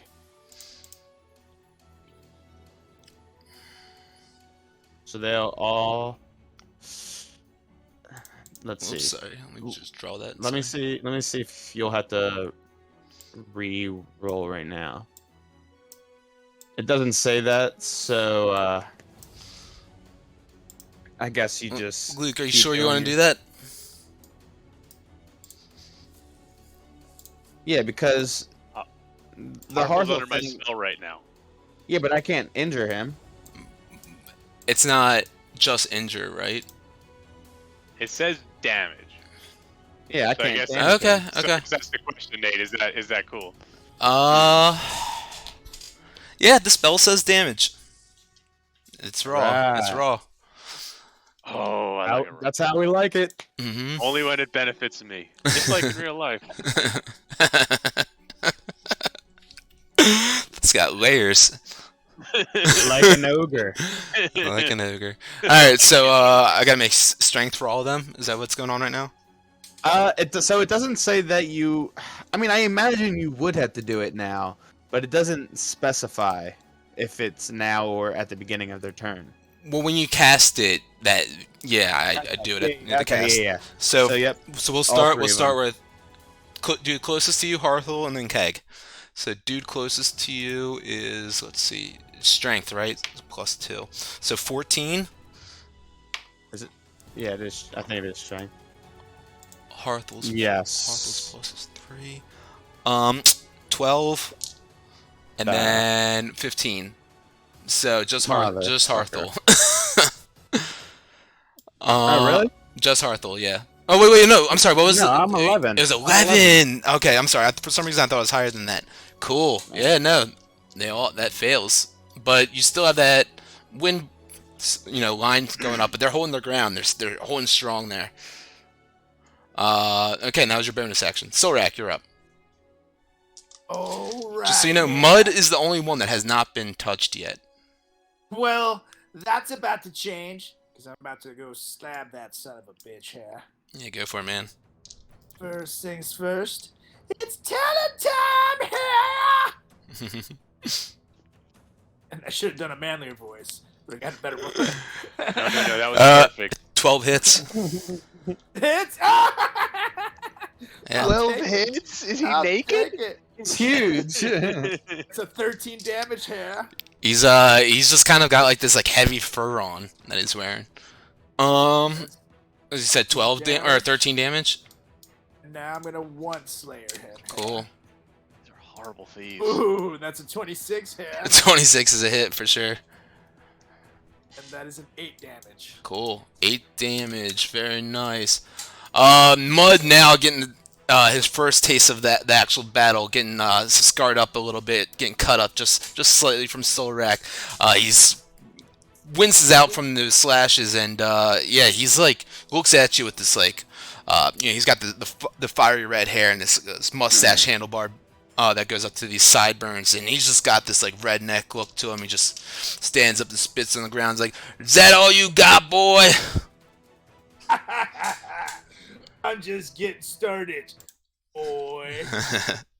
Alright, dude below Luke Ganj is up now. He's got his short swords out. He goes to swing at you. He rolls a 16 to hit. And a 16 to hit. No, they both miss. Sorry. Oh, that's right, you're 17 now. Good shit.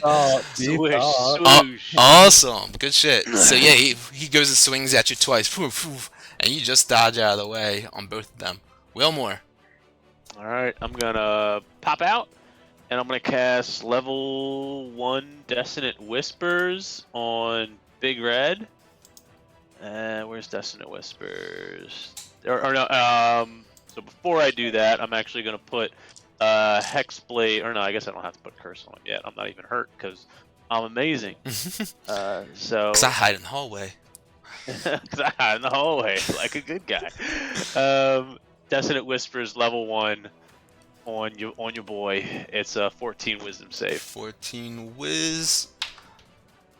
I rolled a 3. He's not very wise, is he? Nope. All right, so he's got to run away. So that's 15 damage, and then Solrak, Solrak gets it. Yep. 15 damage. Solrak, you get opportunity. Opportunity attack. So it's talent time. Oh, that's a 27 here. Yeah, and that's a crit for you. Critical. Settings. Damn. You don't have to do the crit roll since we're just doing taking your guys' largest one for the first roll. So we'll do 8, 6, 5. So that's 14, 19, right? Bloody.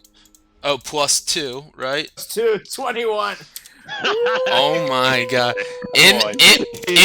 In this hit, you see Mud go flying back, and you slash across him, and this massive gaping wound just opens, because he's got this, like, with the armor class, you guys saw that he wasn't wearing much up top to protect himself, and you just slash right through his furs, and this white fur just starts getting blood red, completely crimson saturated in this, and he falls over, not to the ground, but holding his chest, and he looks up with like gasping breaths and just like this last bit of like anguish and life in his like in his breath, and he just looks up at you guys, says,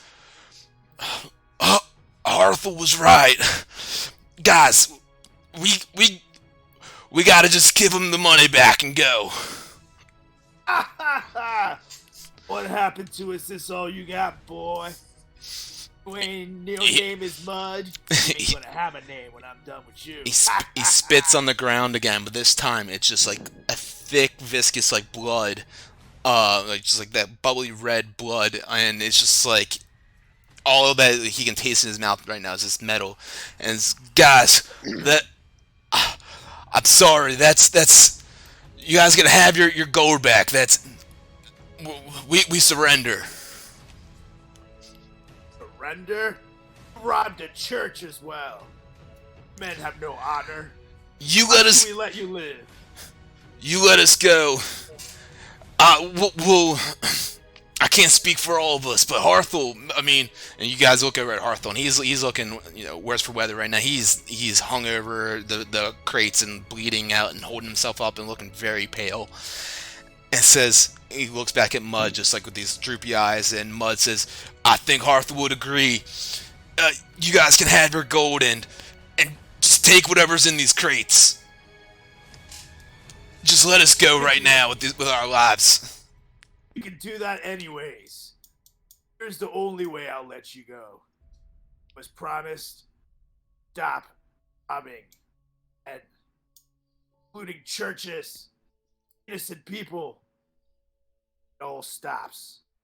You die. Give me an intimidation with advantage.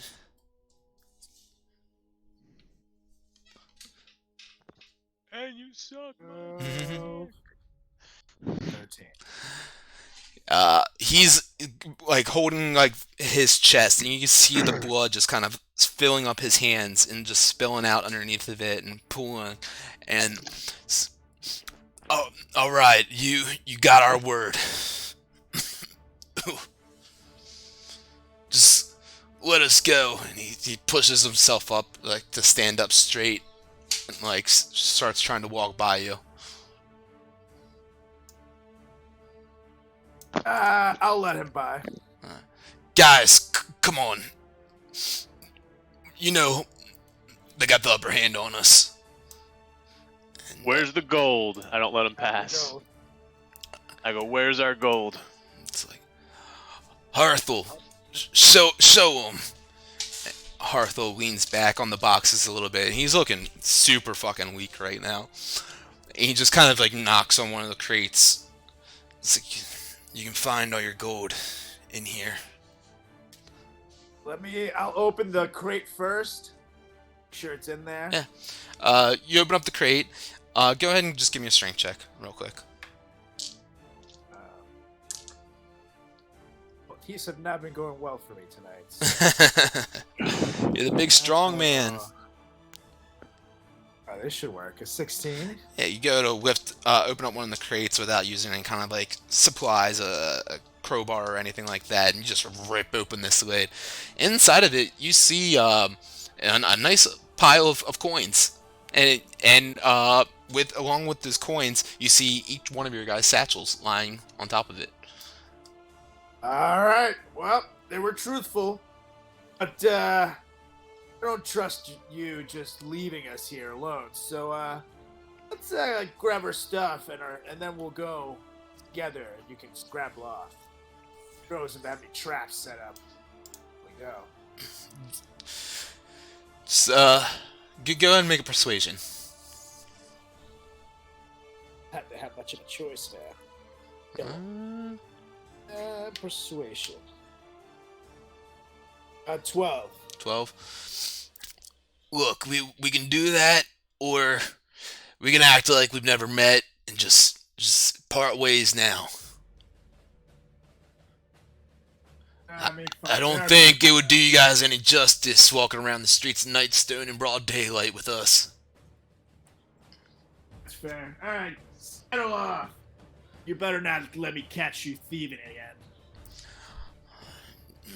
Just kind of like slowly nods at you, and like his eyes just shut slightly, and then look back up, and he turns around and starts walking up the stairs, and the rest of the thugs slowly kind of follow behind, with their heads drooped down like in defeat, like complete defeat, and just like banged up and bloody and looking super rough. And Harthel slowly collects himself and kind of pushes himself up off the crates, this bloody mess that he is, and he looks at you guys and says, "You know what? You guys put up a hell of a fight. Well done. You deserved it." Just kind of stands up and slowly hunches over and hobbles over to the stairway. As he passes me, I put my hand on his chest and I go to the temple. Tell him Wilmore sent you, and they'll heal you up. But we came here because your father wanted to see you. He told us to spare your life. Just so you know. He loves you, buddy. And I tap him on the back shoulder.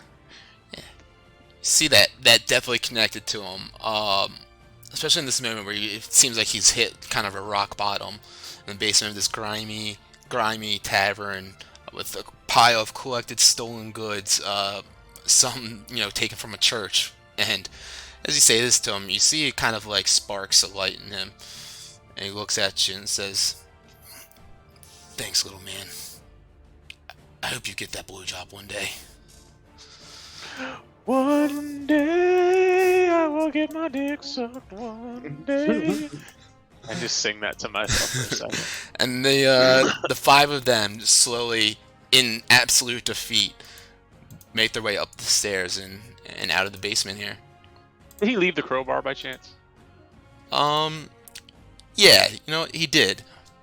All right. You boys, let's open these fucking boxes. you guys grab my stuff and as much gold as possible. I'm gonna follow them up to make sure they're not, watch the hatch. No funny business here. Yeah, that's smart. Yeah, watch the hatch. I go up. Yeah, Luke, give me a perception. 8. So you get on up there as they're like making their way out the door, and it seems like they're all like in this solemn, like quiet, very like I said, defeated mood right now, and no tomfoolery happening upstairs. It doesn't seem like they set any traps or anything, at least from what you can tell with that 8 perception roll. But they have made their way out the door, and they're not on the top level anymore. Just gonna look off into the distance at them with like my arms crossed, just to kind of keep guard. Okay, absolutely. Was there anything that you want to do with that in particular? Just kind of keep guard. Just keep guard. All Just stay vigilant. So Wilmore and Solrak, you guys downstairs with this pile of crates just in the center of the room here. Against the walls, you can see these casks of kegs, of their ales and beers that they have here. But yeah, as like I said, during the battle, one of the crates fell off the back there and kind of busted open and spilled out. And you can see that there's a few like gemstones in there. I opened every fucking crate. Every fucking crate. All right. you guys find. And then get Mage Hand to help us. Yeah, go ahead and both Solrak and Wilmore, give me a perception or investigation, whichever one you feel like doing. Oh, and Perception, I guess. I also, yeah, I'll do perception, but I'm also gonna burn a detect magic. Okay. 5. That was a 1, Fives. so I'm gonna reroll the perception. That's a 7, still Cool. shitty. You know, you guys take your time. You guys spend about 2 hours down here just pry and open every box in here. A lot of it is filled with like goods that are seem to be like stolen goods that are maybe being illegally traded, like weaponry, like short swords and crossbows, light crossbows and arrows and whatnot. You do, of course, in that one crate that you found your guys' satchels in, you found in there a nice assortment of coins. You found about 1,800 copper pieces, 900 silver pieces, and 60 gold pieces. So that's in addition to your guys' money satchels that you already have. How many gold did you say? 60. 1,800 copper, 900 silver. And What's that the total gold amount to that? blah, blah, blah. Oh yeah, it's like 1.8. Yeah, so it's like 62. It's like Or no, 900 silver. Never mind. 900 silver would be is 90 gold, Okay, yeah, right? So 90, 60, Or and yeah, 18. Yeah. So 60, 90, 18. yeah, So 108. So 168. yes. Perfect. And then spilled out from that one on the back, like I said, you see assorted gemstones in there.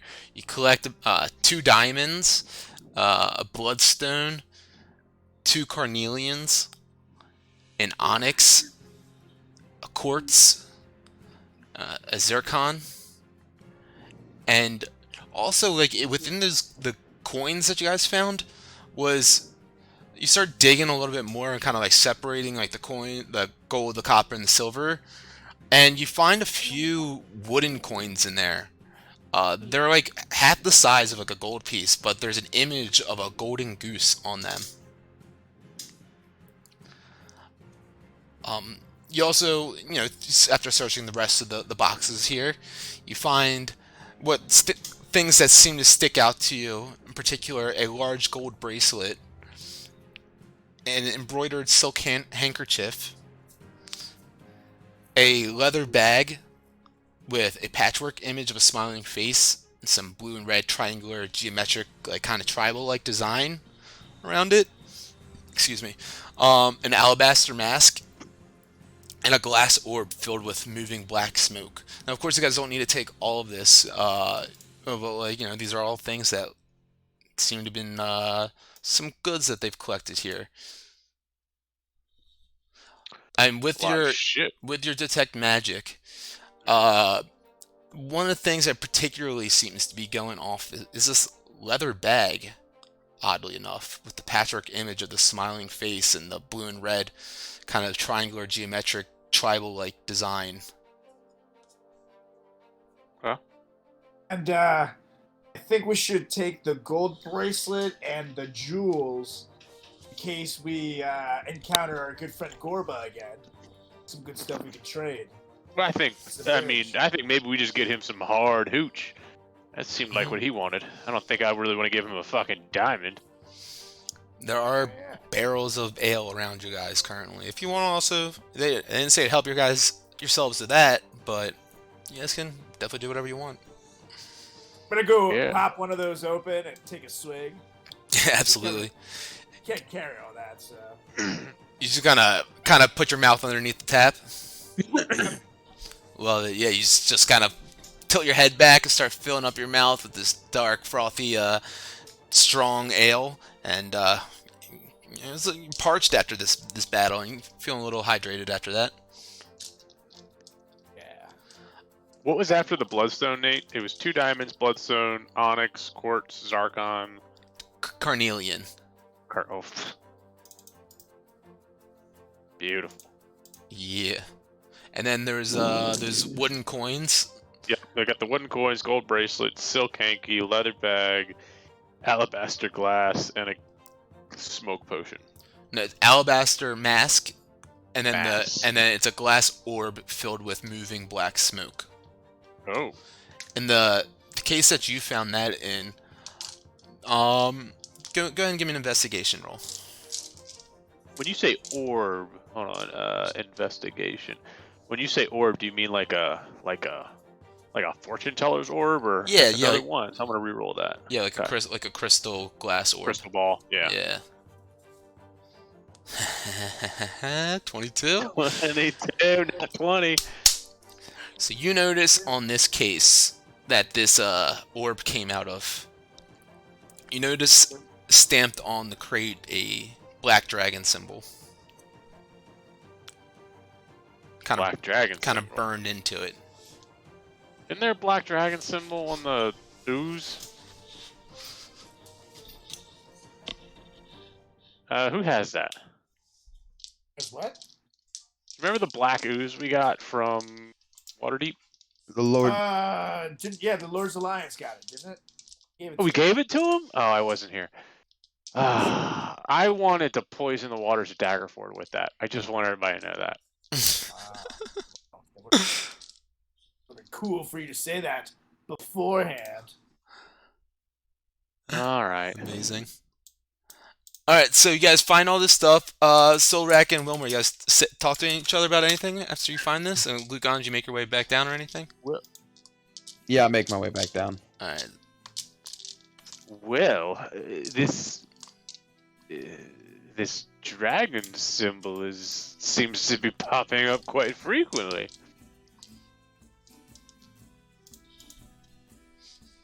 World, in case anybody wants to respond to that comment. Is- I don't Hey, know. Brutus, what do you think about the black dragon? Want a Scooby snack? Can you guys hear me? Yes. Alright, my microphone cut out for a second. Alright. Chaddington, what did you say? Well, I said this black dragon seems to be popping up quite frequently. We've got the ooze and now this fantastic orb. Yeah, and I wonder if it has something to do with the Xantarum, because that's where we found the ooze, was on their ship. Mm-hmm. Oh boy. Well, you're taking that thing with you, right? Oh, I think we're taking everything. This stuff isn't like anything. Nothing here is crazy heavy, right, Nate? No, and I actually, Wilmore, you start, where are you gonna put all this stuff? You know what? I'm going to. So we're gonna split the golds. So 168 divided by 3. What's that? I have no idea. 56? That is, yeah. Nice. quick math. 56. All right. So everybody just add 56 so we can move on from that. 56. Add. So I'll keep the diamond. I'll keep all the gems. I'll keep the orb. And then I was going to load the rest up on Brutus. Okay. Yeah, you could definitely do that. Unless anybody else wants, unless you guys just want to hold something as well. That's cool. I don't think there's anything else that I You know- feel like we need. You're gonna try putting them in this bag that you found?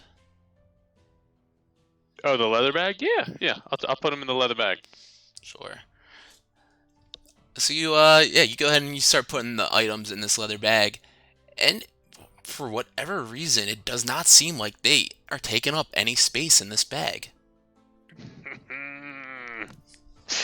Yep, I put everything in the leather bag, and I just put the leather bag on my side, and I don't tell anybody about it.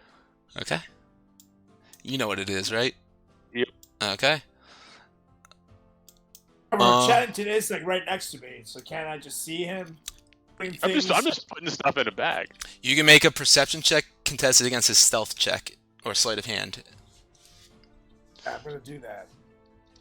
See how stealthily he's doing it.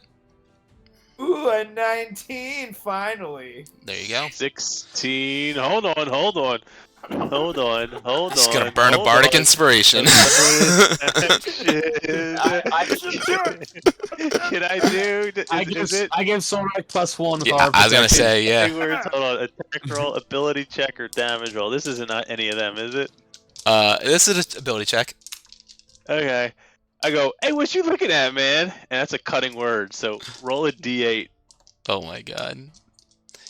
If you get a 4 or less, or a 3 or less, you'll be fine. So, Rack, you gotta roll d8. Yeah. 1! Yeah! There you go. It's a beautiful thing. Such bullshit. Gotta love how the dice plays out the game.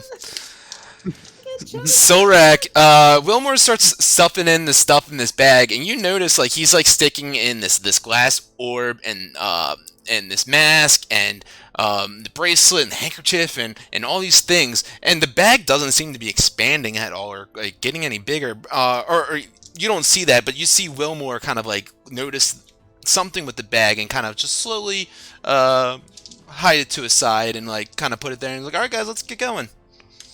And as he says that, I stand behind him and I go, I look at him and then I look at the bag and then I look at him. Alright. I reach in the bag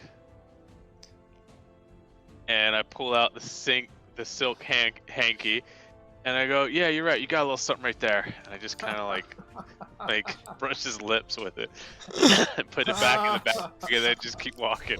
And I grab him at the back and I say, whoa, whoa, whoa. So Chaddington, you can at least show me the damn bag. I show him the bag, and I like put it on my waist, and I kind of like sashay around. I was like, doesn't it look great on me? That is very cool. Sneaky man. But maybe try better next time. But I let him go. You keep it. Alright, anything else that you guys want to do while you're down here? Nope. I feel like if there's anything left, we should let the church people know, so they can take the left. Is there any like small kegs we can carry? Let's see. Like we can like put on brews and give it to the troll. Gotta pay a troll toll. Yeah, we'll go ahead and say that there's a quarter keg in there. Let's go get a quarter keg and fill it with the deepest, dankest. I guess we'll each have to try each one of these and fill it up with the deepest, dankest one. Or we could just give him a soul wreck. Yeah, Brutus can definitely carry that actually. Damn, that's surprising. Quarter keg is 90 pounds. I just like, this, if your strength score times 15 is your carrying capacity. His strength score is 17, so he can definitely carry that. Yeah, Jesus. Yeah. So I say we fill up a quarter keg. I don't know, Solrak, if you want to walk around and tell me which one of these is the strongest. We can Solrak and a little bird. You guys want to taste them and let us know which one's the strongest? We That can sounds good pay to the me. troll toll. All right, so I'm gonna just go to all the kegs that look carryable and then just start taking big gulps. Okay, yeah, you start going around to each keg and taking gulps of each one. Most of them, they taste quite stale and quite bitter. Doesn't seem to be much differentiation between each one, but you do get, it starts at like a dark one, but then you make your way over to like where you're at now. It's like kind of a more of a red ale. And then you make your way across, which isn't as unpleasant as like heavy as the other ones. It's a little bit more like crushable. You get over here, and it's all like just like a gross mash of like, it seems like it's like fermented with whatever local grains that they have and beer. So it's like a mixture of like grain, alcohol, and beer. Oh, It's, Good stuff. is any of Get them, you. what was it, a dwarven ale? I believe that's what he liked. Yeah, I would say that the dark one, the first ones, would be the closest to a dwarven strong ale. I think we fill one up, throw it on Brutus, and try to pay the proto with it. Alright. That's good. All right. You guys just heading straight out of Nightstone then right now? Is what it seems like. Back to Waterdeep. We can roll. I'm down. Let's do it. On the way out, I visit the church, and I just say, "Hey to my lady," and I give her 5 gold, and say, "When Daddy's back, we'll pray some more." Cool. Yeah, you make your way over to the temple, and yeah, you give Winona the 5 gold and let her know that. She thanks you very kindly, and she says, "Oh, and actually, there was one other thing I meant to mention to you. Now, and I appreciate you coming back here. It slipped my mind. Your friend with the bear claw, bear maw shoulder pad and the skull mask. He kind of had me a little bit startled, if I can be honest. But no, I meant to give you these." And she presents to you 2 healing potions. Oh, fantastic! I say thank you very much, Winona. I cannot wait to visit this fantastic city once again. I'm sorry, you look fine, but your friends here, they look a little rough. Are you guys all doing okay? I know you're running into that thieves guild. I hope everything went okay. I mean, I could use a little bit of help. Do you guys just want to? Maybe there's a room at the church for us to spend the night, or take a quick little rest. I mean, if they had something like that, that would be.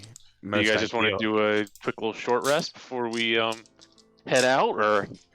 I think that's. I was gonna say Winona would offer you, those of you who need it, a healing in the form of cure wounds spell. Oh, okay. I'll take it. Okay. So let's see. I need 2d8s. And I'll give 1 potion to Soul Rack and 1 potion to the bird. 9 health the soul rack, Oh, nice. That's literally what I needed. and then 7 to Lucange. All right. And then Brutus needs it too. and how much is the 15 to Brutus. What the 15 to fuck? Brutus. And Let's just do a short rest too. You guys absolutely If can. you need to take a hit die, I don't know what's your health, Luke. well, hold on. How much is a health potion? You guys talk about this real quick. I'm gonna piss. And you take that short rest. Go for it. It's 2d4 plus 2. I think is 2d4, but I mean we can just do a quick short rest, and you can do hold on to the potion, and I'll just do a short rest. It's 2d4 I'm plus just giving it 2. to you. You don't have to eat it. You just put it in your inventory. I don't need it. Oh, okay. Yeah, I'll just go ahead and do that. Yeah, because you can just do a short rest, and you can do one of your hit die, and then plus a d6 from me. Okay. Short rest.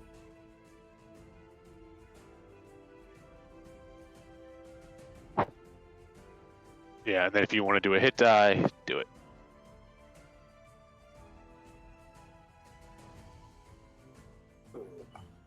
Or however many hit die you want to do. Yeah, that was a good move, because now I have my bonus actions back. Oh yeah, and then we get all our actions back.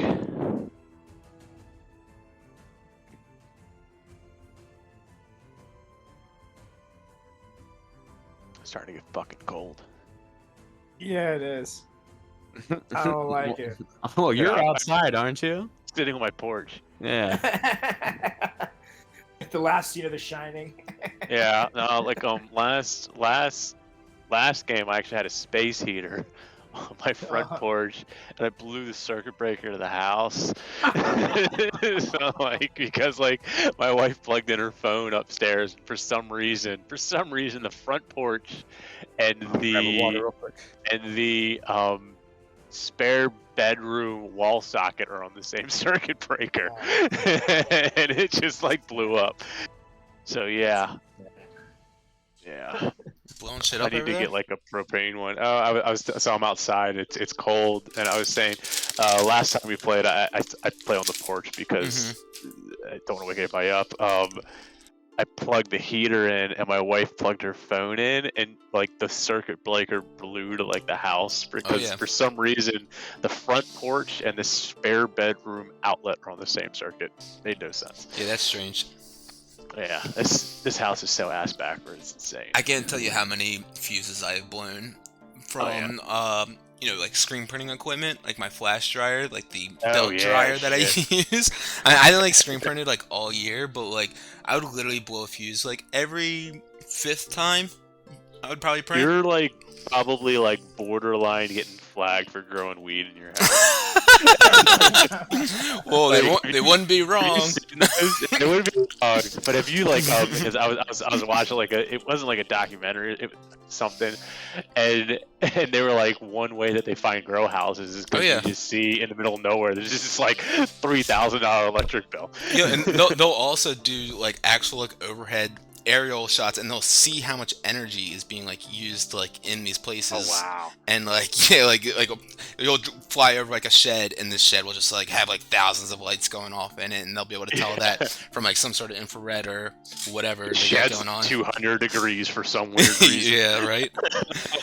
In the middle of like Mendocino County or Humboldt or somewhere. Yeah, that's wild. Mm-hmm.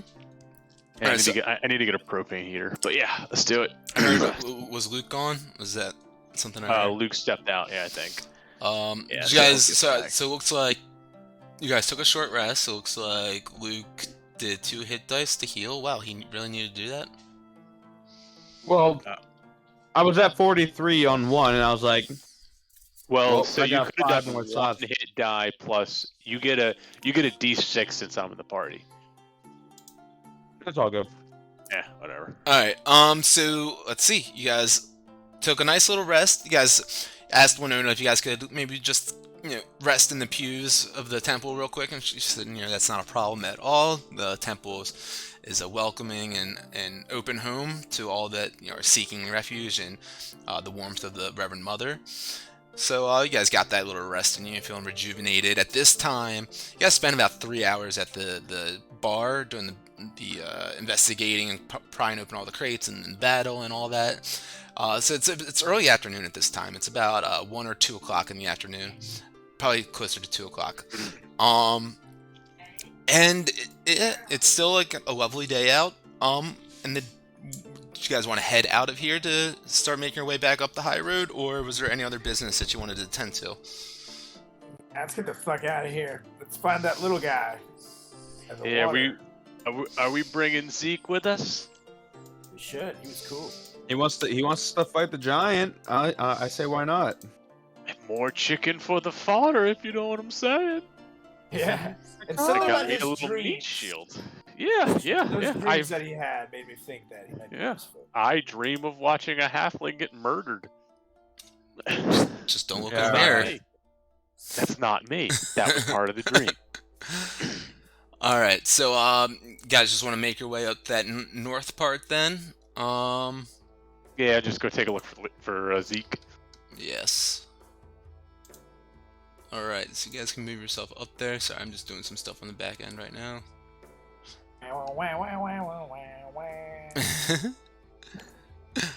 Alright.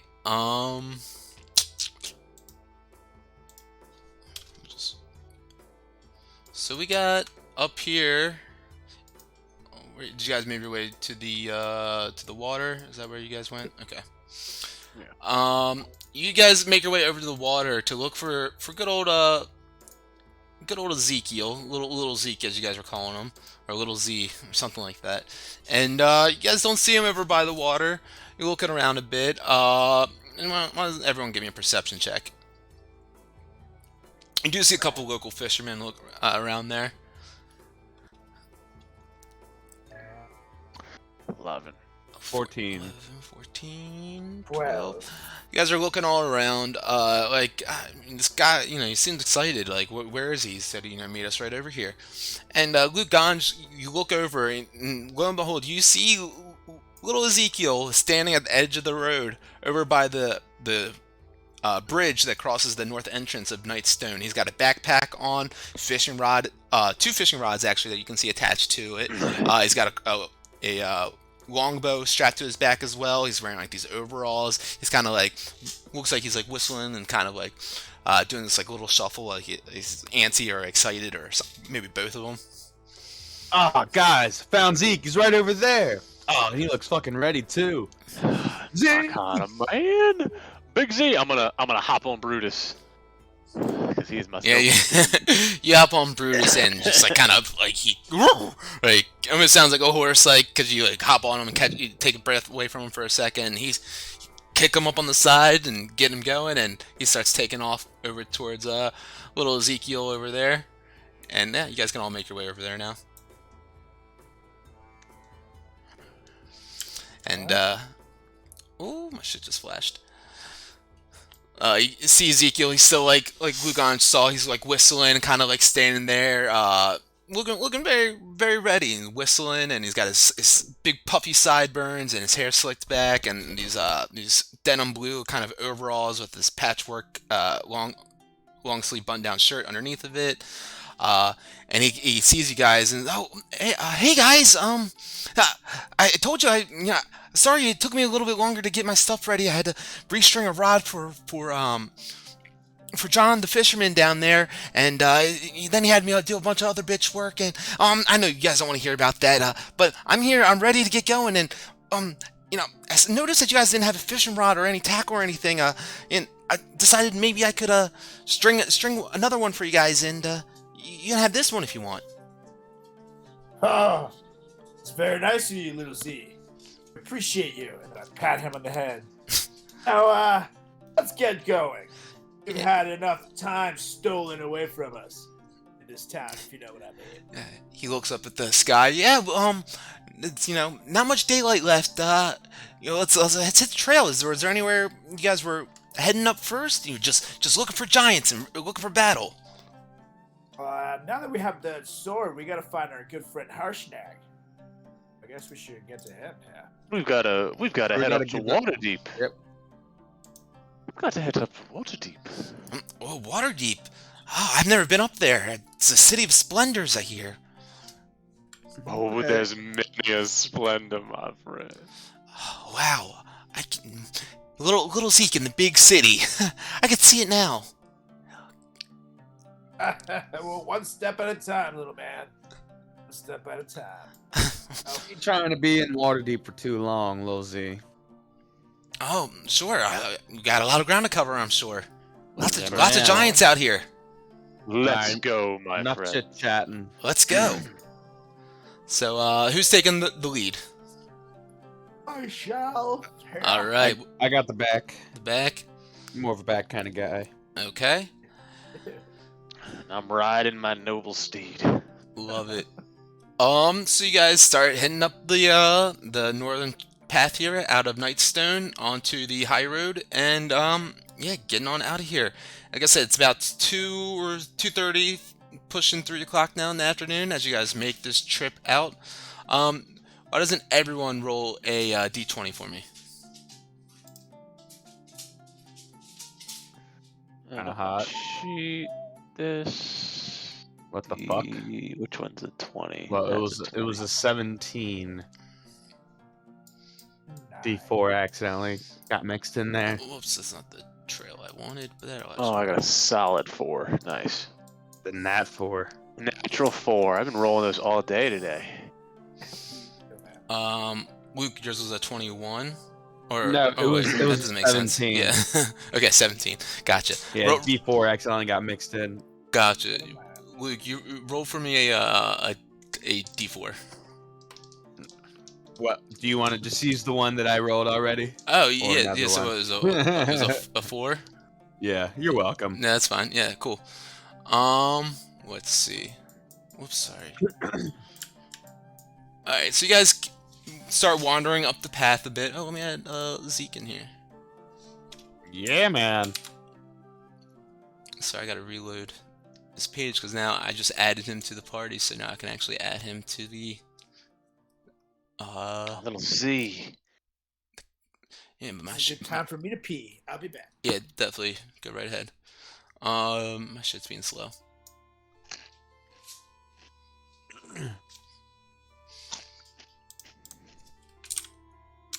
It's a good thing about playing outside. I just pee. I would totally do that. Alright, that didn't work, so I'm just gonna do it this way. That's not his actual character sheet token, but that's fine. Everyone's got full health, right? I think Solrak. I don't think he did a rest or anything. I think he's still missing. I think he was. I think he just got enough from the cure wounds. But anyways, you guys make your way down the path, or up rather, the high road. Make your way back up to Waterdeep. You guys make it about, let's say, 10 miles.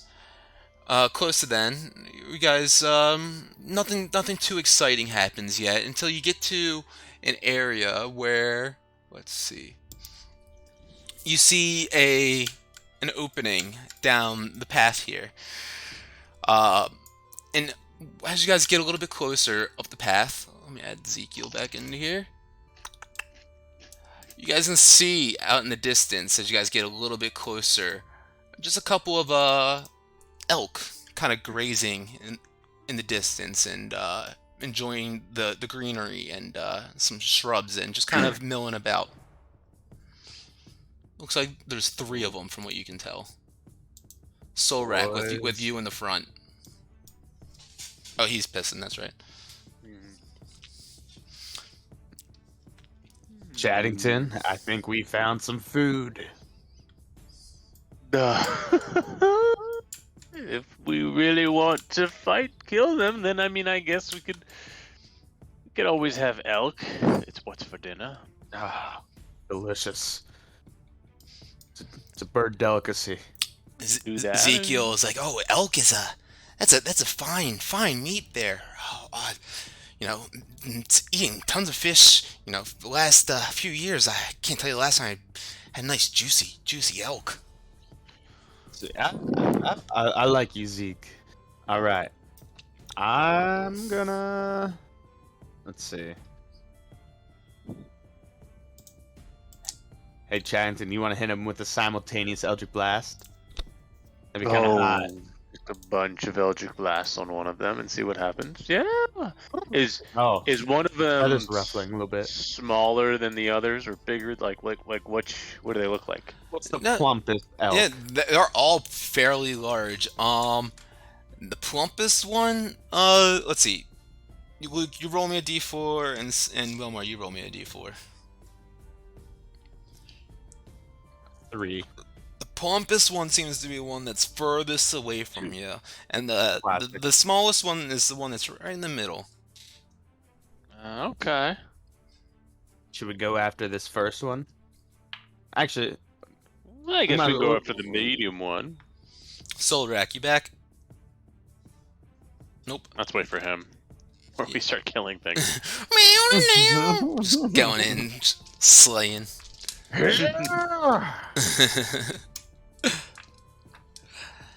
So you guys are like kind of standing here and just kind of watching the elk.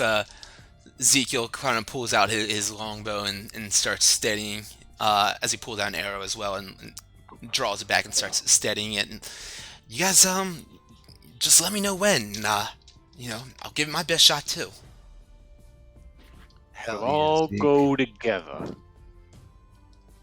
So, how long have you guys known each other? Well, about 27 sessions, or a while. We all met probably. I don't know. I guess how long has it been? It actually has been that many days. 27 days. It's just been about that, yeah. We met about a month ago. They met me in a tavern because it's a tavern, and then killed some giants, slayed some demons, and here we are. There used to be another bird, but then we ate him. Oh, that sounds intense. Oh, sometimes you get hungry. Yeah, that's why I got this. I'm ready to attack these elk whenever you are, if you are. That is, Sir Yeah, me Solrak. too. I do have my trusty bow and arrow. Let's do this. Well, then how about you guys go for the first one, and me and Chaddington go for the last one. We don't want no scrawny elk around here. Oh, all right, if you guys think we can take them all out like that, let's go for it. All right. Let's do it. Pull out a bow and arrow. I put away Talon and one Slayer for now. Okay. As you guys start drawing the bow and arrows and getting these spells ready, you hear and feel a deep rumbling in the distance in the south.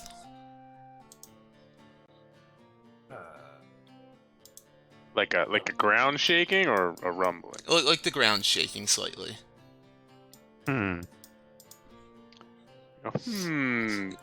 Ezekiel kind of points down his bow and arrow and looks around at you guys. Do you feel that? Yeah. Say, Luke, why don't you peek up to the sky and see if you can see anything? That sounds like it was big. Yep. And so I'm gonna fly up. Let's say, how tall is this? I mean, like, all right, I guess I'll fly up 50 feet max height. Well, it's not. That's only what you can do in a round. You're a fucking bird. You can fly high, man. Cacao. Yeah. Yeah. So I'm just gonna like fly. I'm gonna head south. I'm just kind of. Oh, that's Chaddington. So while you're I'm doing gonna this, jump off the ledge and roll around the bushes. wow! Luke Gons, you take flight and start heading up to the south. But give me a stealth roll while you're doing this. See if these elk notice you as well. 8. 8. You fly up and start like kind of pushing your way over to the south down here to see if you can see where this vibration is coming from. And one of the elk kind of looks up at you and notices you and kind of just watches you. Stops like grazing and eating the grass and everything, and just kind of is spotting you for sure. I am just gonna keep flying as if I haven't noticed the elk. Okay. And I'm going to, I guess, fly, I guess, just past where they would think my line of vision is. Okay. My peripheral vision is. Sure. So you going? And I'm just still scanning the area. All right. You're scanning the area. Go ahead and give me another stealth and a perception. Yeah, what's in perception? The old double roll. I couldn't tell if it was 20? purple or not. Oh, Or not 22. 20. Nice. So that was stealth and then perception. Yeah. I saw poop, and I don't know if it was her. Oh, nat 1. All right. Kind of ironic. Yeah. So you fly on over and you're hiding behind the tree line and kind of like weaving it in between the branches a little bit and keeping your body hidden, your movement hidden. But you get over it's hard to fucking miss, to be honest. You get over to the edge here and you look down to the south and you see these two sloppy, gross looking male hill giants. One of them kind of like they're like 16 feet tall, and one of them's dragging behind it a large, dirty sack. The other one looks like it's got like an uprooted tree in its hands.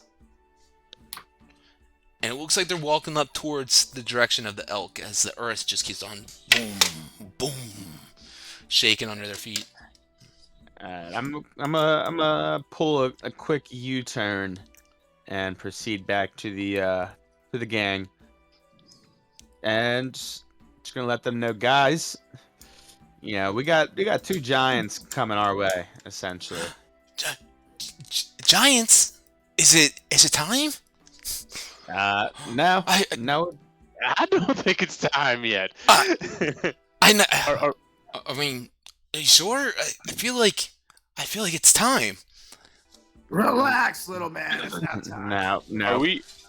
Are we going south, or do we have to go to that alcove to the left?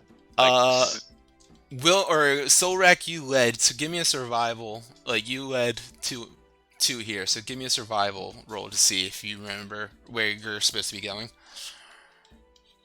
Oh fuck. A 10 to a baby. No, you do remember cutting from the west, so it wouldn't make sense in your mind to continue going down south even further. Well, I think we need to push the moose or whatever the hell they are south, and then we can skedoodle west. Make a little diversion Feel for this, the the hill vibration of the ground below you is just shaking more as these hill giants seem to be approaching ever so slightly. Real quick, I'm gonna fly over here. Okay, give me a stealth. 12. 12. Okay, you fly on over and kind of like keep to the tree line once more and stay behind it. Keep yourself hidden enough. And then I am, I guess, like, while trying to keep as much cover as possible, just kind of like move up to the edge where I can see them. And I'm just gonna go, boo, and then scurry back behind the trees. All right. Do you want to make it an animal handle? Yeah, let's make it animal handling. That makes smooth sense. Even if I'm trying to, like, scare them? I think so because it's dealing with animals. Yeah, okay, I just want to make sure. Oh, fuck. So you yell "boo" at them. They look up at you, and one of them runs to the left, and two of them start running up to the right, and they see the rest of the party, and they start bouncing out to the north through the trees and the bushes up there. I'm just gonna, Here you go, idiot. bird. and I'm just gonna turn around at them, smile, and give them a thumbs up. We're having bird for dinner, guys. I'm gonna go, well, guys, time to cheese it, and I just start sprinting as fast as I can into the hill, where I'm just following them. All right, you start following what the fucking elk. Yep, I'm like going this way. I'm getting off the road and going into the woods. All right, Wilmore Back is here. off by himself in the woods, just completely. Give me a survival roll. How far into the woods are you going? Like, so I can still see the bird. Okay. Like I'm not just sprinting into the woods. I'm like running into the woods for cover, so I can still see Luke. Okay, yeah, That's a you 5. run, and also give me a stealth with advantage, too.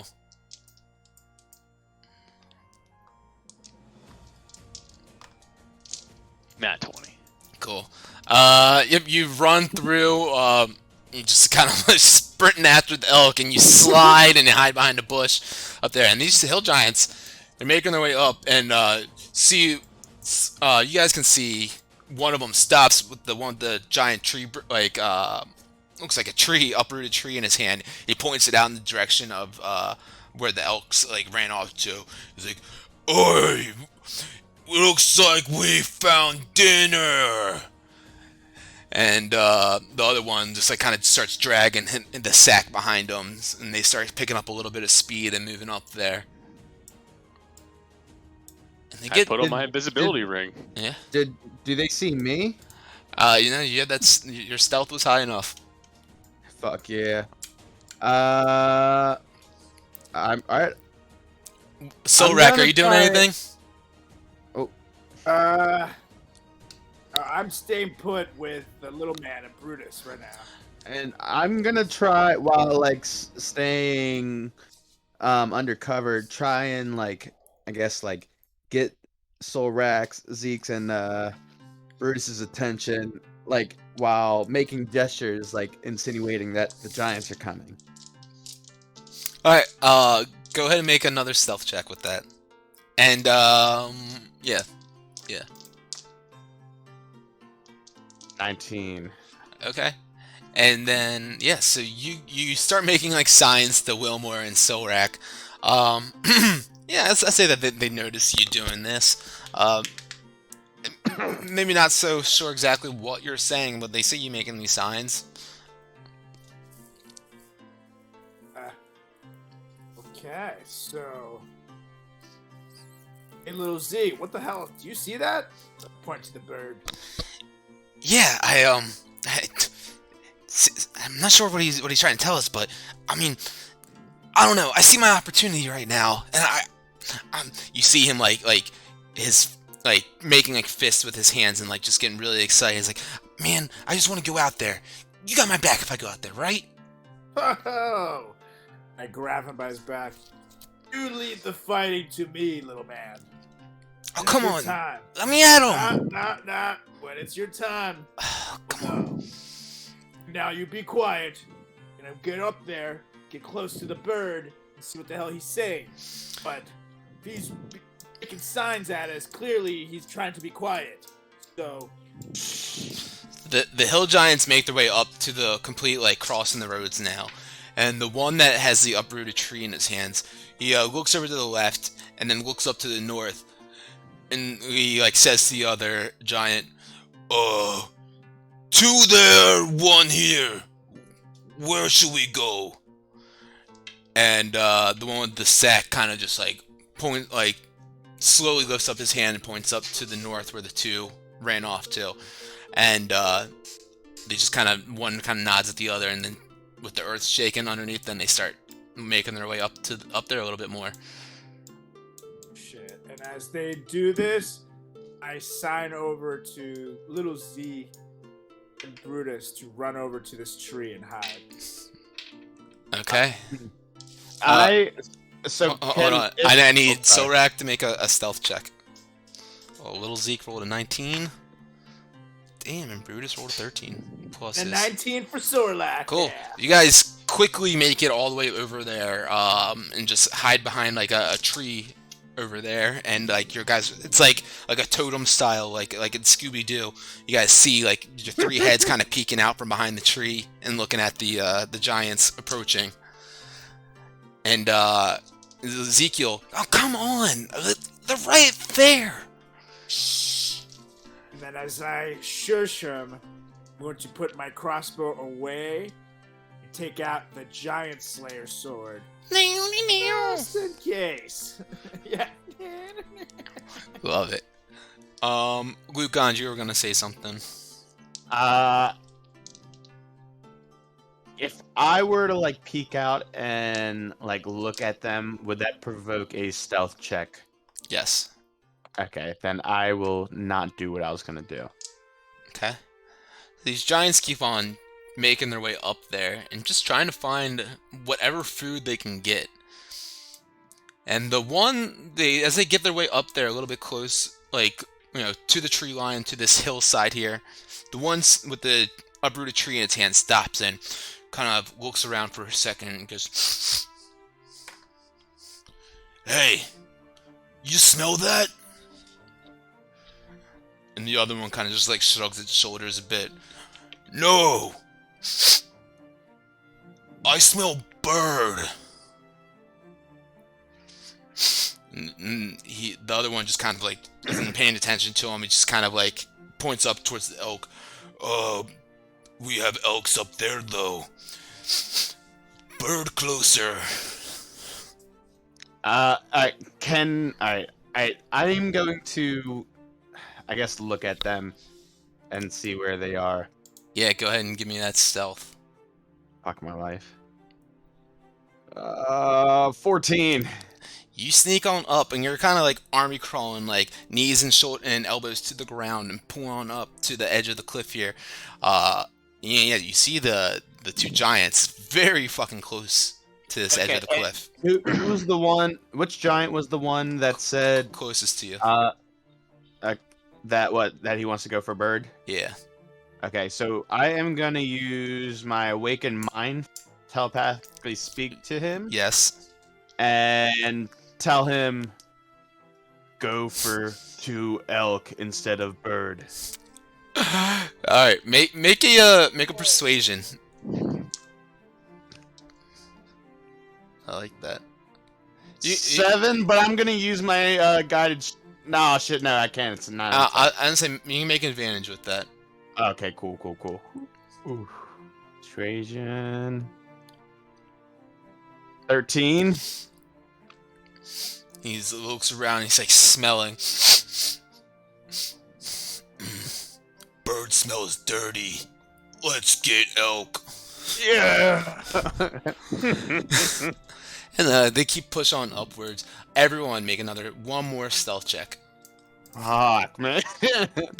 I'm invisible, so I'll do advantage, I guess, if I need it. You don't need to. I don't need to. Okay. Nat 20, brother. Okay, so they keep moving on up a little bit to the elk and everything, and keep trying to like trace those steps. You know, they're just hill giants are scavengers. They're just trying to find food. That's all they want. Is they travel around all day just looking for fucking food, essentially, and destroying shit. They're on the trail, and the one, is like, all right, no, let's forget about the bird. Let's just get towards the elk. But then he takes a couple more steps, and he smells. No, bird close, and he turns back around, and he starts moving in towards you, Luke, and he sees you. Raggy. Hey, bird, here! I need you guys to roll initiative. Oh, fuck my life. Hold on, let me add you guys to 16. combat. Ugh. Stupid fucking bird. You guys were one stealth check away. So fucking well. One stealth check away from getting out of this encounter. Sorry, it had to be that way. Alright, you guys all rolled. I just need to roll him, which was a natural 1, of course. Good old Ezekiel, shine bright right now. Good old Big Z. Okay, let me put on that battle music again. Luke Ganj, as he approached you and said that, would you say anything or do anything back, or? Yeah, so when he sees me, or when I notice that he sees me, am I in melee striking distance of him? Yeah. I am. Yeah, we'll say that you are. Alright. He gets right up pretty much on you. Did you want to do something? Yeah, so I'm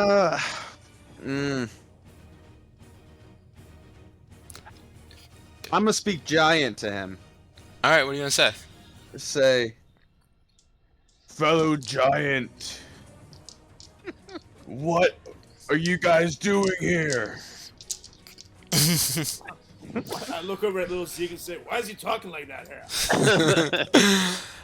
He responds to you, looking for food, and I found it. And he goes and just tries to jump on you.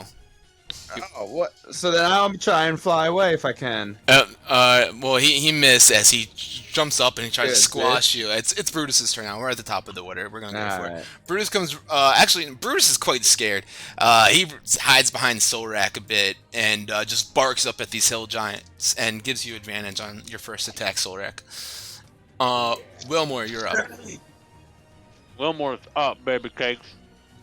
Alright, let's see what we got here. Luke, you're on deck. Yep. Alright, we are going to one or two. The black one. We are going to cast Enemies Abound. Oh Let's shit. see. Where is I can throw it in the thing. Is it shift click?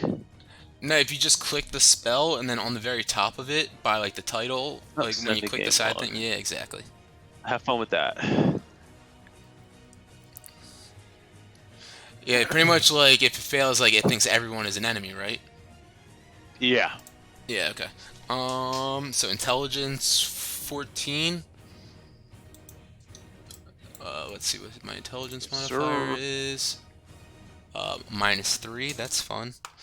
Nice. I knew they were stupid. And I rolled an 11, so 8. So this hill giant, the closest one to Luke Ganj, you see him kind of like look confused for a moment and kind of like scratch his head and then look around as he looks at everyone and just like looks at everyone as if they were an enemy. Was there anything else to it? So each time it takes damage, it repeats the saving throw. Whenever the affected creature chooses the creature is its target, it must select at random. All right, I'll roll a d4 when I do that then. Yeah, whoever can see. All right, cool. Anything else that you want to do?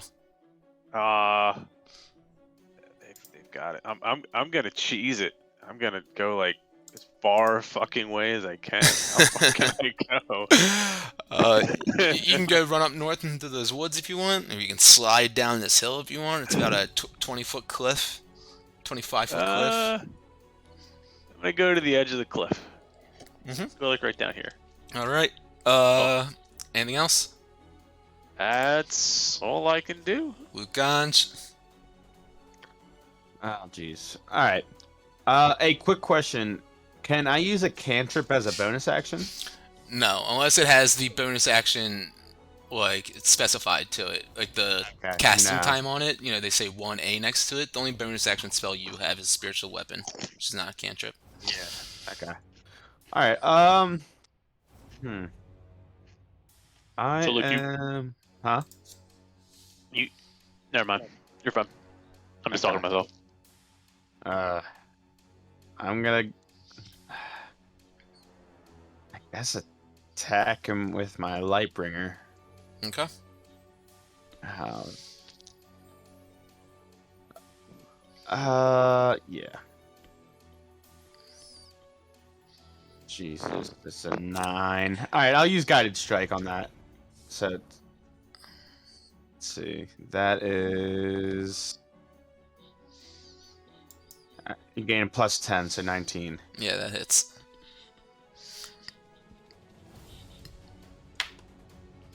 Oh, fucking A. 15. 15 points of damage. Yep. All right. And then. I typed 115. And he failed his saving throw. Wilmore.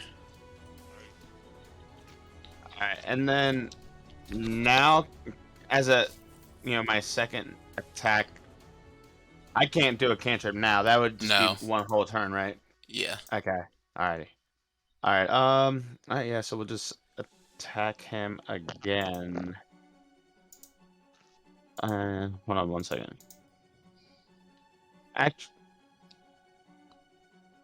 Actually, I can use Witch Bolt as a pack slot to attack again. So I'm No, because that's a first level spell. yeah, but it says I'm allowed 2 attacks per action, and that Witch Bolt falls under my attack. It's 2 attacks. That's casting. That's like using a weapon attack. Okay, all right. So then I'll just hit him with my Lightbringer again. So I'm pretty sure at least. Yeah. Okay. Yeah, you're just gonna hit with Lightbringer. Go for it. Yeah. 24. Yeah, that hits. And I failed it again. Nice. Big old dumb giant. 10. 10. Yeah. Cool. Yeah. As the Lightbringer goes piercing through his thick flesh, you see him just like cry out in anguish. Giant 16-foot hill giant. Yeah. Oh, keep going. You can go ahead. Okay. And is there a tree like right here that I can hide behind without leaving his melee range? No. If you want to get out of your space and hide behind a tree, well, hiding would be an action anyways to actively try to hide. You can just try to get a little bit of cover maybe, but yeah, moving out of that space, you definitely get an opportunity to attack. Alright, I'll just stay there. And that's it. Alrighty. So let's see, that is the black dude's turn. Okay, so we're gonna roll a d4 to see who he attacks. Well, let's see. All right, actually, it'll be odds will be Luke, evens will be the other giant because this is within melee range essentially. So we'll see who he wants to attack. And So I'm odd. Yeah, I rolled a 3.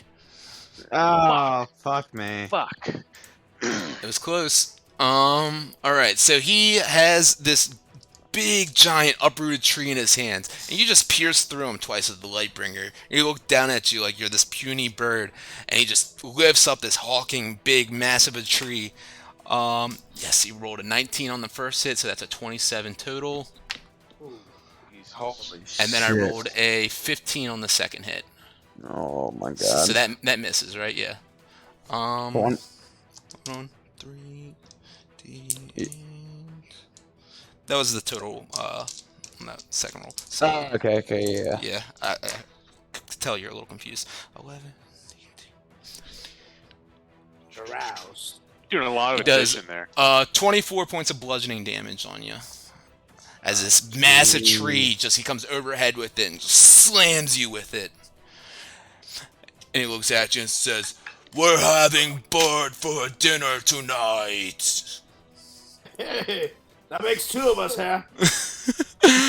The next one is up. This orange guy here. He actually doesn't see you, Solrak, and Brutus, and little Zeke right now, because you guys have been hiding. And I've been holding that up pretty well. So he comes stomping on up over too, towards Lucange. They might have bird after all. Yeah, and he's just gonna stand there. I'm sorry.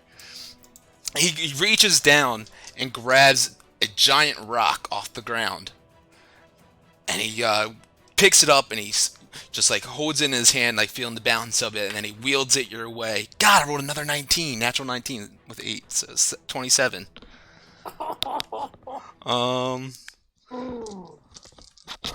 Let's see. Dead, homie. Might be.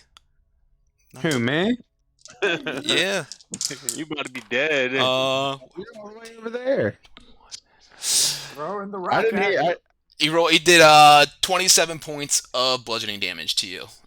Fuck, I'm down. As this rock just soars through the air, and you can see it block out the sun for a moment as you look up and boom, collapses and smacks down on you, and you are wedged in the ground with this rock. You wearing the amulet, Luke?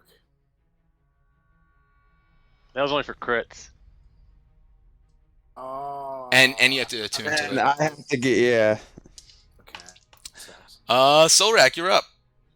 All right, here. Well, I mean, they do have the bird. We could just let them eat them, and we all run away. But I guess I'll go defend. Sacrifice.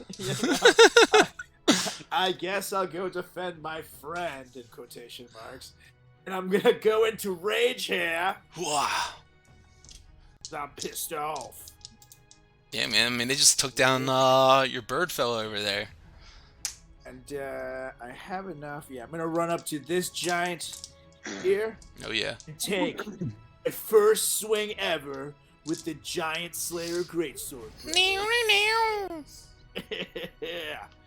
Are we gonna do? Oh, that's a 26 here. Fuck yeah. And 13, 15 damage, and I believe it says. We rolled twice, right? No, it did roll 2d6. I have to make Yeah, it but it's two more. No, that wasn't a crit. No. Oh. Hell, are you talking No, but about? isn't? But aren't I thought it was giants. You get another 2 hits. Oh yeah, no, it is an extra 2d6 with that. Yeah, you're right. Yeah. Do another one. Yeah, roll another 2d6. I'm sorry. I thought I saw the 2d6 on there, and it's just... Alright, At so, 10 here, so that would be 25 total. okay. Well, we'll just... That all counts as the one same rage hit, so 20, so Yeah, that's 23. And then I have to make a strength save, right? Yes. Okay. I rolled an 18, natural 18. Okay, you need a 15 so that you're good. It was And- 23 damage. Let me just mark that. Yep. Okay, cool. I'm also gonna use my. Hold on a action second. It's a surge. 15. Hold on. Does that go for checks too? Ability check. It's a saving throw. Attack roll, ability check, damage. Nope, never mind. I'm gonna use my action surge. Yeah, love it. Take another swing at this asshole. Go for it, man. See how we do. It's a 21 here. 21 hits. So first is 13. So 27. Hold on, no, that's not right. Without that 5, that extra 5 on there. So 22 here. Yes, cool. Oh fuck yeah! So that was what, 23 and 22, something like that. So 25 and 22, yeah. what a round, man! As you come running out of the bushes like a madman in this ultra rage mode, ah! Just sprinting at this fucking 16-foot tall giant wearing this like glowing cloth and pulling this giant sack and just threw this massive boulder at Lugan. You just come run up to him with the giant longsword in hand. You slash down at it. And you run and jump up again. You take another slash at it, and man, you cut deep into this guy. And he like takes a couple of stumbles, staying in this place. You definitely got his attention now, and he's definitely bleeding and looking pretty hurt from that. Yeah, buddy. Is it another saving throw for the second hit? Oh yeah, Oh, yeah. yeah, I didn't it make is. that saving throw. Good call. He succeeds. There's a 17 total. I rolled a 12 plus 5. Okay. So anything else? I am good. Good fucking round. As Brutus. Oh no, I have Brutus in here twice. That's weird. Oh, but he's not No, in your guys's. That's weird. That's Zeke. That's Zeke. No, on my DM screen it had Brutus on there twice. All right, Zeke is up now though. He standing back here with his longbow drawn. He goes and pulls it back, and he goes to take a shot at this this hill giant, and he fucking first actually I'm sorry, he kind of marks up on this giant, kind of like tracks it, and he knows exactly where to hit on this motherfucker, which was casting Hunter's Mark on it. And he hit for a 16, and he rolls a d8 plus 4. Ooh, 12 points of damage, and then his Hunter's Mark damage as well, which is another d6. He did max damage on that. He did 18 points of damage on this motherfucker. As The he little Z did better than the bird. Yeah, he pulls back his longbow and he's eyeing it up, and he's just watching this giant, and he shoots it and hits it right in this main vein in his neck, and you see it stick in there, and blood just starts squirting out like a fountain and kind of getting all over Solrak a little bit. Seemed to be enjoying it a little too much, but the giant not so much. I'm like dancing around, like wee. Yeah, you dun dun dun.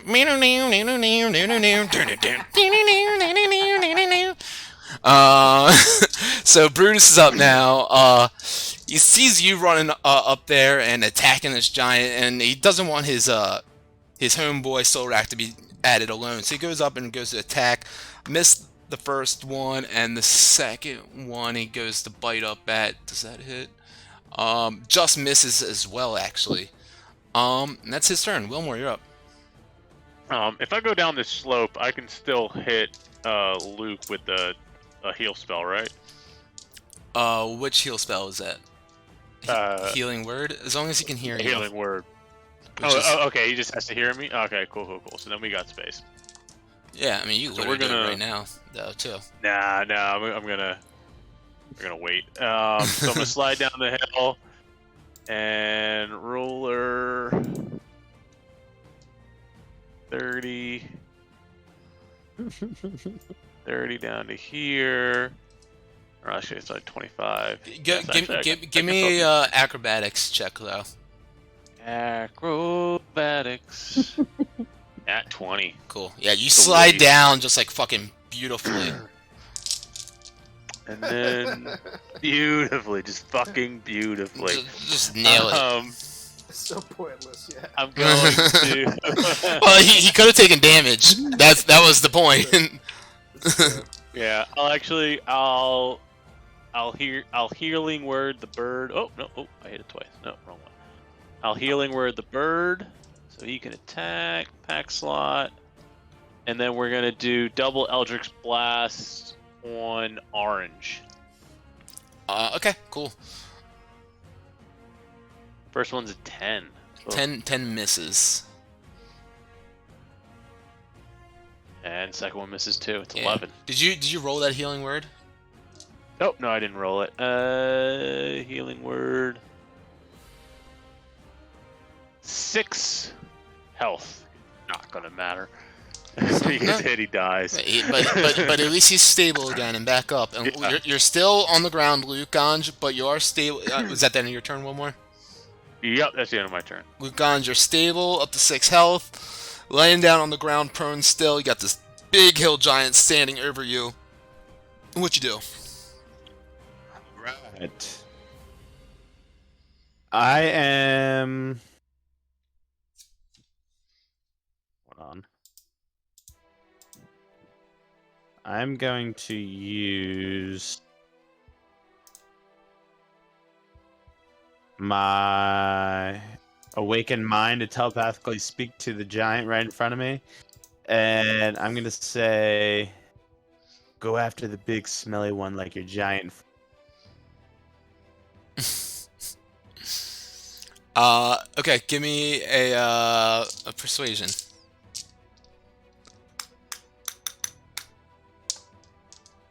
This is gonna be your action, by the way. You're trying to 11. persuade him. 11. Okay.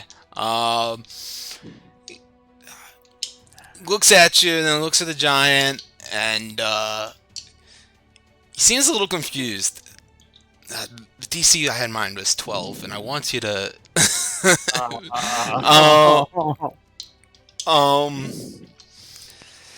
No, stop. What's up? Just play. Just play. Just how it would? Yeah, it's an Yeah. 11, man. Yeah. I know, but there's a thing in Dungeon Master's Guide. It's like a success, but with a failure. You know, if you're just under it, it's like kind of they suggest that too. This is just not what I was trying to think of, but yeah, I don't know. He Advantage on the D4. on what D4? Oh, because he now has to roll to attack the other guy. Because he's still random attacking. Yeah. Oh yeah, that's right. Okay, yeah, we'll do that. That's actually fair. So Luke, anything else that you want to do though? You got a bonus action. Bonus action.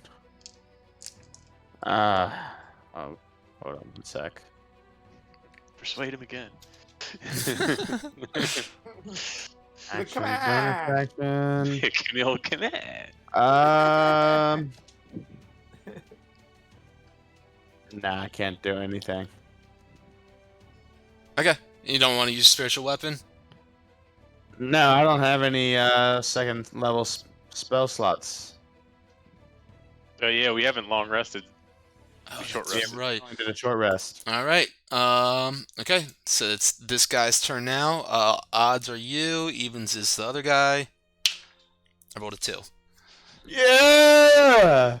So he looks at you after you telepathically say this to him. He's not sure who said it to him, but he kind of thinks it was you, and he kind of like squints his eyes a bit and scratches his gross like kind of balding head, and he looks over back at the other giant, and with the tree branch in hand, he goes and swings at him.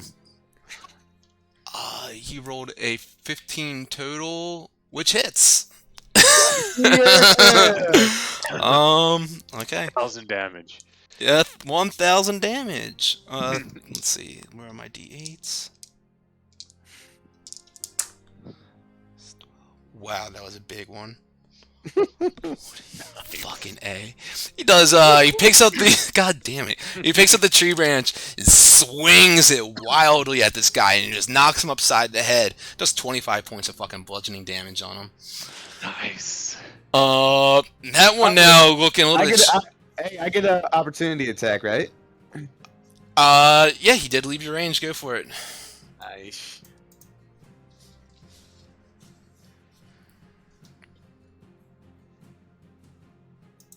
Yeah, 21. that hits. Hell yeah. 12. 12 points of damage. Very nice. Okay. Now the orange one is up. He just got smacked upside the head with the fucking tree. Shakes it off a bit and looks at the other one and kind of pushes him a little bit. Hey, what's the deal? And yeah, he pushes him. the guy just kind of pushes, stumbles back one or two steps, but nothing dramatic or anything. And he looks back up and says, "We have to crush these puny humans." And he turns back around. And he jumps up in the air and goes to like squash down on Solrak. I rolled a 21 total to hit on that. We will cutting towards that. Okay, so D8. D8. So 21 was that. I rolled a 5, so 16. Yeah, suck it, boy. He goes and jumps up and tries to like leg drop on you, and you just roll out of the way. And just like when Hulk Hogan missed like his leg drop, he's like grabbing his ass, like looking like that, like hurt and everything. And that's that thing that is, I can picture that perfectly. exactly. I knew you could. Thank you, Wilmore, by the way. Yes. Solrak, you're up. All right. And this guy just trying to leg drop me, so now I'm gonna give him the Hulk Hogan point. You no. And then I'm gonna swing a giant Slayer greatsword at his bitch ass here. All right. Ooh, and that's a 27 hit. And that's a crit for you. So you can go roll ahead and roll 8d8s. Yeah.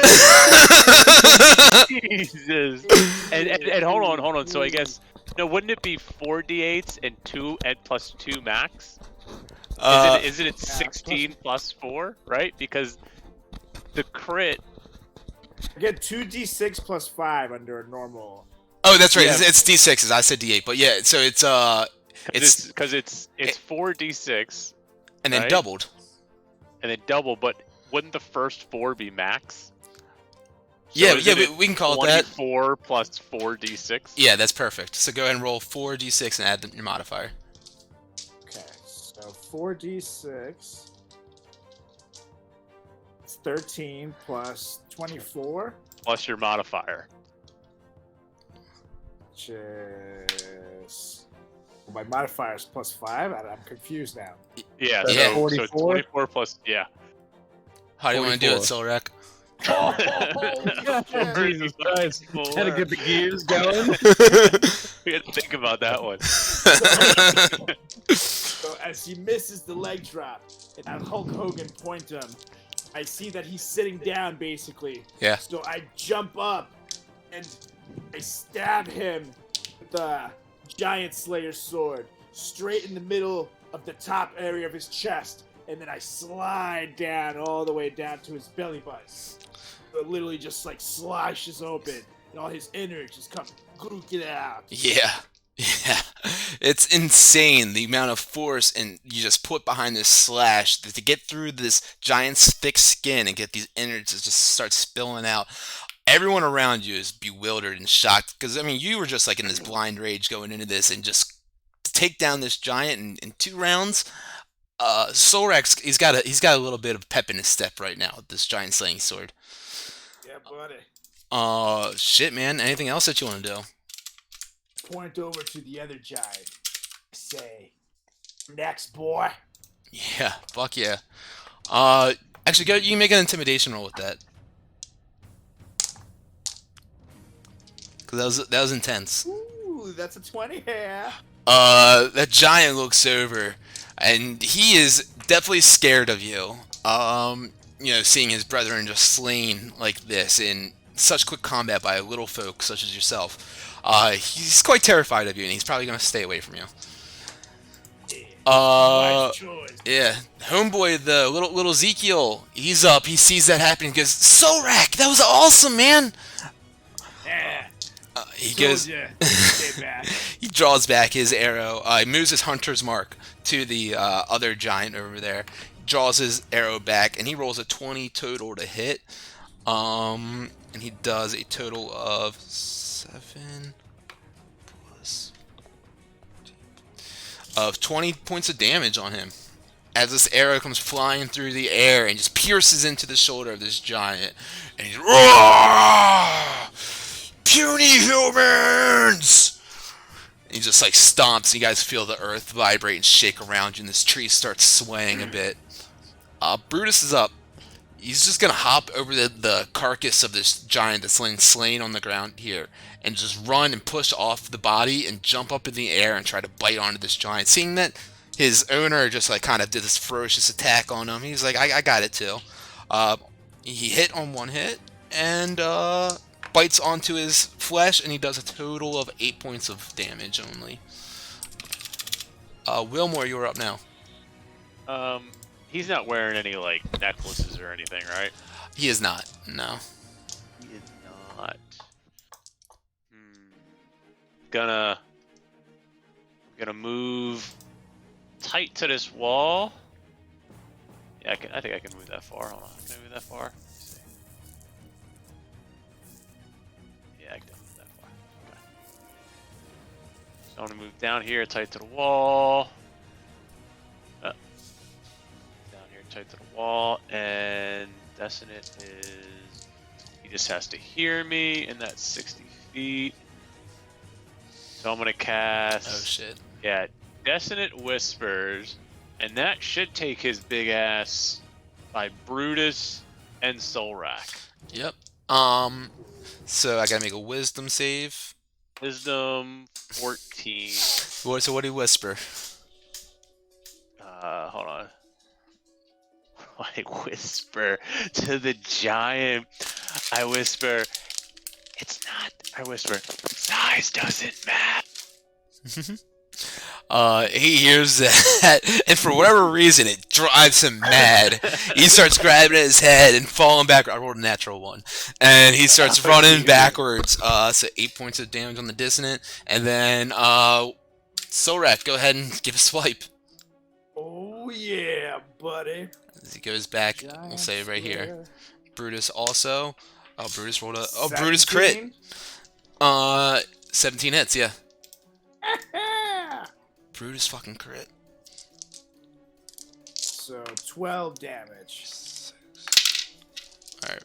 4d6 only gave you 12 damage? No. It's just 2d6 because it wasn't a crit for me. No, but it's the No, giant it's too. 4. Oh, duh. Okay, so then I'll have to add 2d6s. Alright. Brutus does 18 points of damage total. Nice. So add a 9 to what I just. And what was your total? I gotta see the sheet. 12 plus 9, 21. 21. Yep. Plus 5 plus 2. How do you want to do it? You're welcome. You're welcome. Yeah, right. So, I'm covered in blood. The other giant. I basically just wipe my eyes off just enough so I can see. And then I say, "Your own, boy!"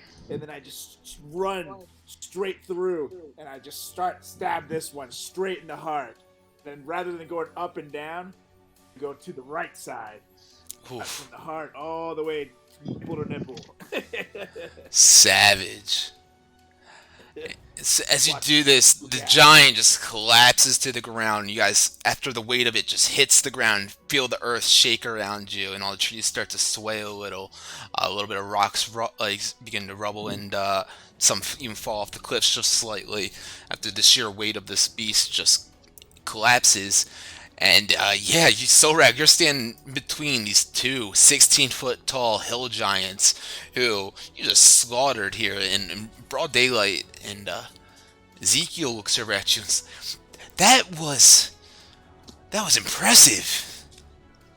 I'm just like in full on rage, and I roar to the skies, and I just keep stabbing at this last giant, and just stabbing and stabbing and stabbing and stabbing. Whoa, easy. I think he's dead now. Now he is, yeah. I spit on him. That was crazy. Is Luke Ganj okay? Check on him, yeah. Bird. We're hanging. Oh, Yeah. I thought it was gonna be a giant's snack. You lay some hands on yourself or something? Yeah. Hold on one sec. Chaddington. I scream from the distance. Is everybody okay up there taking all my credit? Fly down to Chaddington and pick him up real quick so he can't do anything. Give him a big old bird kiss right on the cheek, and say thanks, man. I try to slip a little bit of tongue. Hey, I said it was on the cheek. You don't know what my tongue can do. Yeah. Thanks, buddy. Alright, but yes, I will, let's see. I'm gonna use, let's see, probably one of my potions, at least. I'm gonna put the giant slayer sword away and pull out Alan and the other one. Ezekiel sees you doing that. He's like, "Whoa, that sword is powerful, man." Yeah. Only the toughest warriors can wield it. The 7. That was your first time using it? First time. Wow. Feel like we just belong together here. I must say, Solrak's first time with them giants did go pretty quickly. And just like it always goes, there was definitely crying in the end. A little bit of blood. I mean, if we're talking like that, did you guys see his sack? Oh. I was Oh, actually just about to ask about his sack. Where is his sack? It looks like you just dropped it right there. Is that? I think I hear something inside of it. Let's go check out those sacks. Yeah, go check out the sack that the one giant was dragging behind him. Mm-hmm. It's like this large burlap, and he's just been dragging on the ground, so it collects all this dirt and debris that's just been dragging along with it. You open up the sack. It's like I said, it's pretty large. You start pulling stuff out of it, but first comes out a live goat. Just starts walking right out of it. And just looks at you and just starts kind of bucking away and seizes the daylight and just books it down the trail. In there you also see there's a 30-foot long hempen rope that's tied to a wooden bucket. There's a cask of ale. Looks like there's at least 3 human skulls and bones just in here. And then you also, of course, get to the good stuff, which are the shinies, which is 700 gold pieces, and you see about 5 different beautiful gemstones. Those What? gemstones. What was it? The gemstone you said? 5. Yeah, 5 of them. Perfect. Paddington, do you just want to hold on to those? I'm gonna. Well, we can just split the gold. Yeah, Right split the now. gold. So that'd be 233 gold each. Hold on a second here. How about we give our friend, 10 gold for helping? Oh, Zeke? Yeah, let's make it 230 for us and 10 gold for him. Oh, Like it. wow, that's more than I make in a month. Whoa. Welcome to giant slaying, my friend. Wow, this I could get used to this.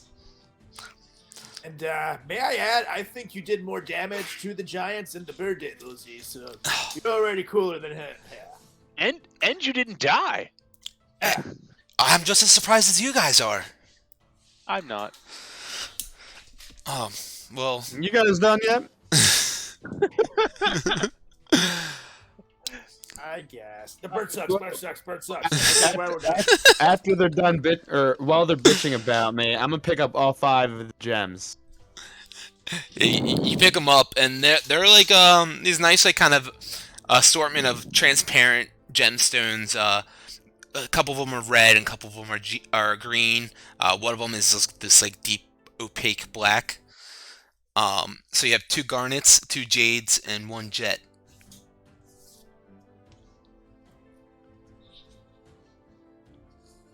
Two garnet, 2 jade, and a jet. Yes, sir.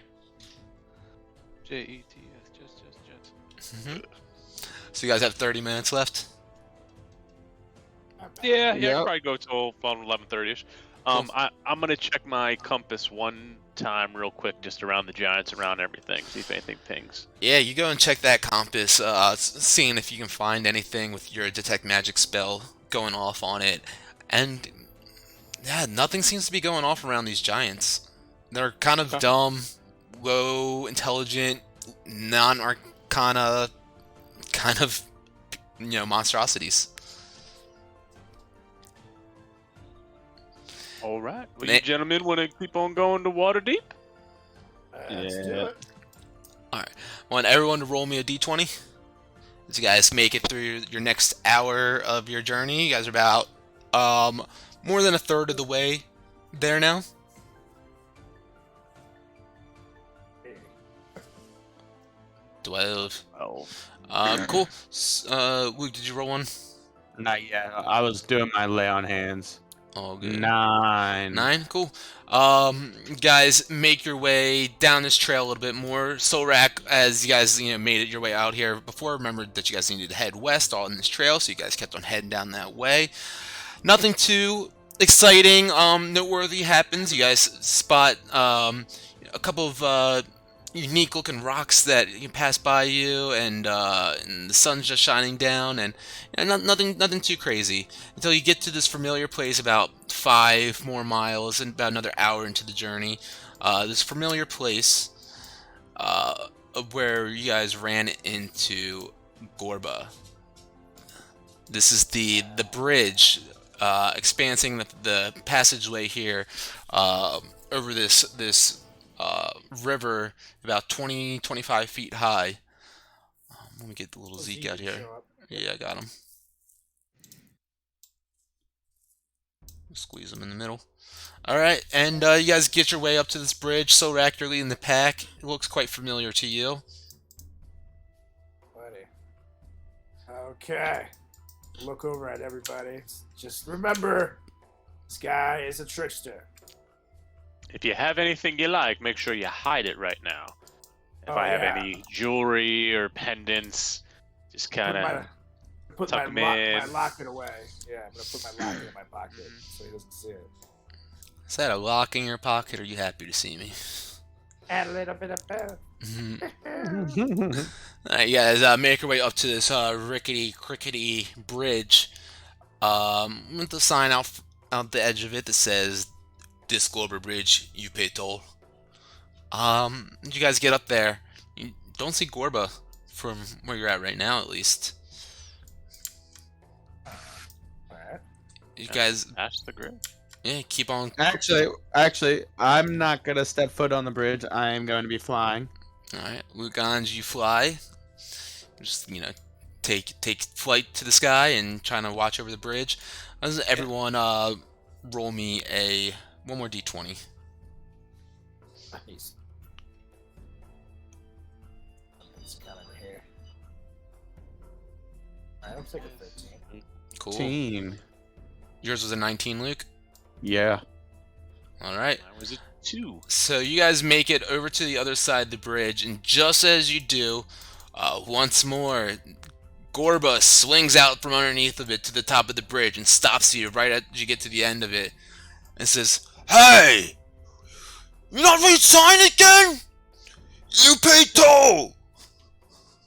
Gorba, where were you? We were looking for you. You gotta pay the toll. You were nowhere to be found here, so. "Oh, I sleep on the bridge. You know that. Oh, you shouldn't be sleeping on the job, am I right here? I sleep when I want to. Okay. Let's not get all crabby. You have shinies? Do you have meat? Have something better. Beer? Ass. Give me ale." Now.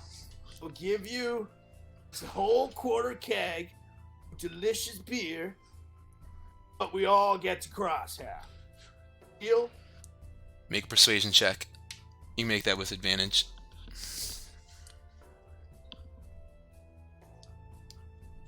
Perception or persuasion? So did I say perception? I meant persuasion if I said perception. You said persuasion. Okay, cool. I don't know. Like, am I high? Advantage, you said. Yes.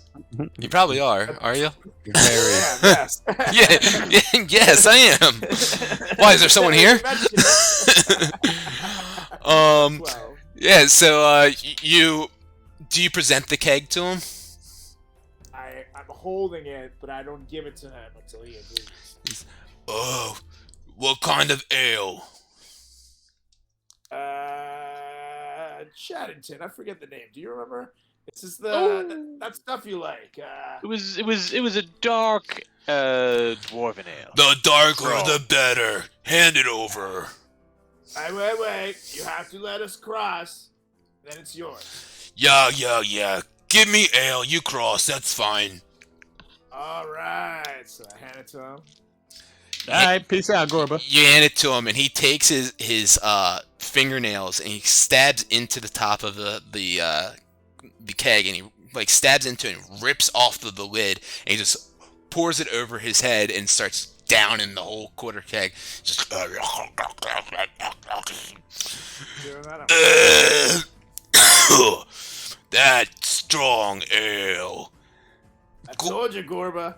Gorba, take nap now. You have good day. And he just waves to you. Hi, buddy. I love that guy. And he hops down the bottom of the bridge and finds his little nest down there, and he starts like laying and resting. Well, I gotta hand it to you, Chaddington. It was a good move to bring the booze here. Well, I mean, do you guys want to go rob him now? Oh, nah, I don't want to rob him. Okay. He looks pretty badass. I don't want to have to fight him. I can hear you. Love you, Gorba. Just Bye. joking, Gorbsies. Okay, bye now. Bye. Gorba's my favorite. He's great. It's me after I have like 20 beers.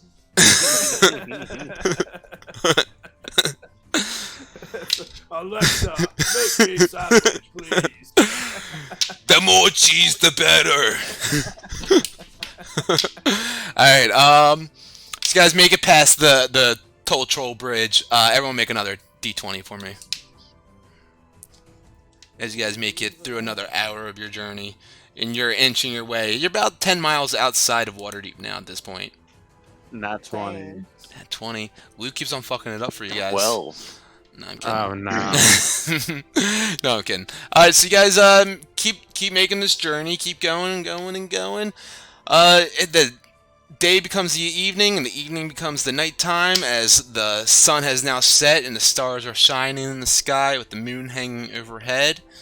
And just in the distance, you guys can see this beautiful city of splendors that you guys know to be Waterdeep.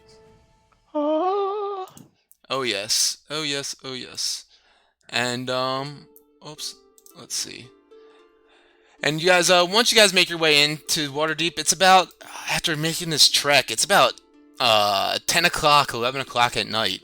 It's pretty late in the evening. It's the middle of the week, so the not as many happenings going around at night around here currently. But as you guys do make your way into the streets, let's see, is this the right one? Oops, wrong picture. You guys make your way up, into the southernmost part of Waterdeep, the South Ward, and kind of passing the Dock Ward a little bit. Whatever, this is fine. I don't need a fucking map for this. You guys run into a man on the side of the road. He's got this like large slicked hair and this mud encrusted hands, and he's carrying a wooden box, and he's looking a little shady a little bit, but he's looking around, and as you guys see him, you guys see a raven fly overhead and kind of perch for a moment. Solrak, you take note of this especially. Hey, you guys. I have a weird feeling about this guy. This bird. Let's follow him. Remember the and I'm whispering this. When we encountered the Xantarum on the boat, the guy with the dodecahedron turned himself into a raven, I believe. You did. Let's definitely follow him there. Bird, maybe you fly behind the raven? I don't think we. Maybe we follow him. Yeah, let's definitely follow I'm cool with that. It kind of perched as up long- on one of the roofs for a moment, in the like kind of camouflage to the night sky a bit, the black feathers of the raven to the night sky, and it's watching you guys a bit. And then as you guys look back up, you notice it's gone. well, there you go. Is There you go, the bird. I'm gonna look to see if the guy holding the wooden box is still there. He is, and he's looking at you guys, and then he looks like he's looking at Wilmore. And he starts kind of approaching and walking towards you guys slightly.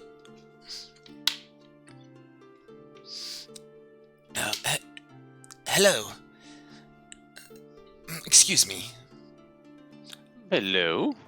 Yes, hi. I can't help, but you look familiar. How so? I'm familiar to many people. I swear I've met you before. Could it have been in this fine town or another? I'm not even sure if it was in this timeline. Well, what's your name, my friend? He's a tall, thin man. As I said, he's got this large, slicked hair, and like you just see he's got like mud kind of encrusted like on him and his hands, and he's wearing like this like vest, red vest with like these gold buttons. My name is Shard Thelane.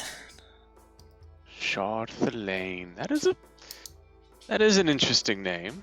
That is an interesting name. And I'm not quite carrying What? it. He's carrying in his hands. He's got a wooden crate that he's kind of like holding close to his body. One hand on each side of the crate. I'm gonna kind of just put my hand on top of the crate and put one hand on his arm and go. Well, what brings you to Waterdeep?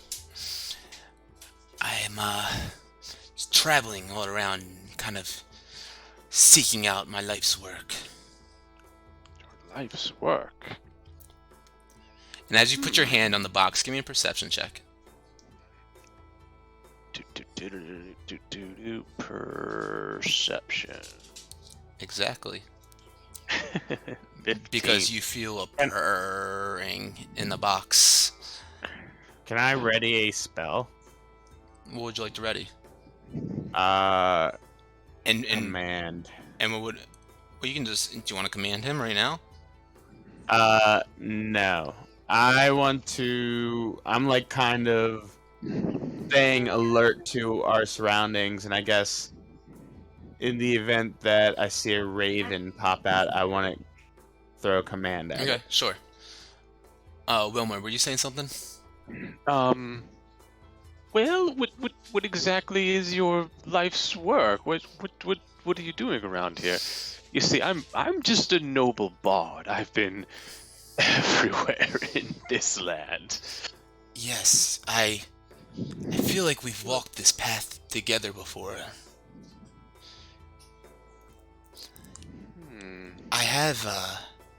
I have something that I think you might like. But I do like lots of things. What is it exactly? He says, "Do you mind for a second?" He hands you the wooden crate I hold the crate. to hold it for him, and he pulls out from a side satchel a leather-bound tome. It's like this red leather, and you can see embossed on the cover of it this geometric kind of esoteric symbol, and it's also kind of down the side of it as well. And he's holding it kind of close to him. This here is my life's work.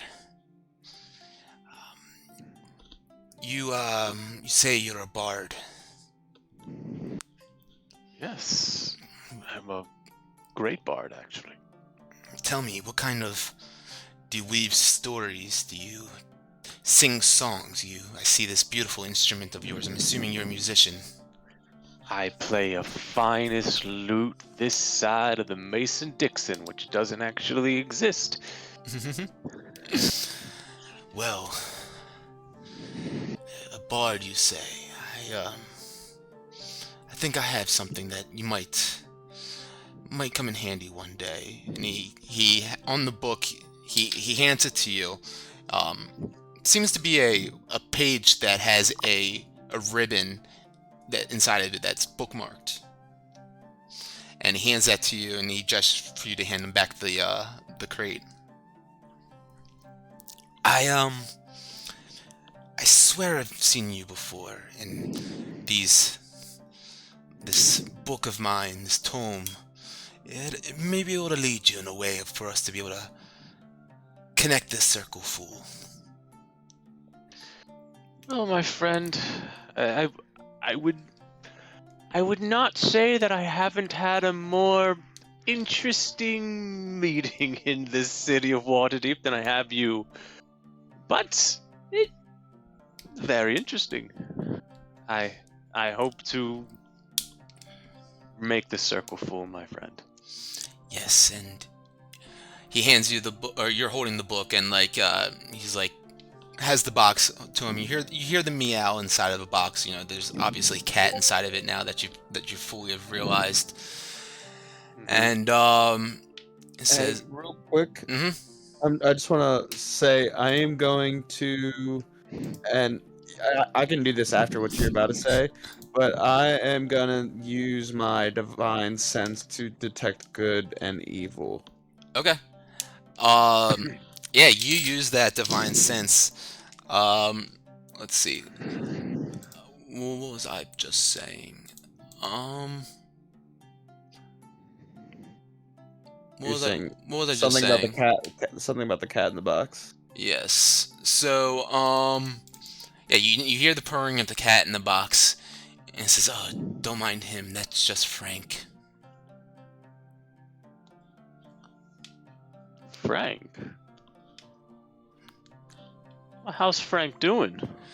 Name's a Cat Frank. Yeah. Oh, Frank, he is doing quite well. He's adjusting just fine. And Luke Gons, you is it the divine sense? Is that what it is that you're doing? So you start getting a bit of a noxious odor from the crate. From the crate itself, or inside the crate, or If the odor is emitting from the crate, so you can make of that what you will. okay. I am going to refocus my ready command spell onto Shad or Shard. And hold on 1 sec. Let me just make sure I'm using it right.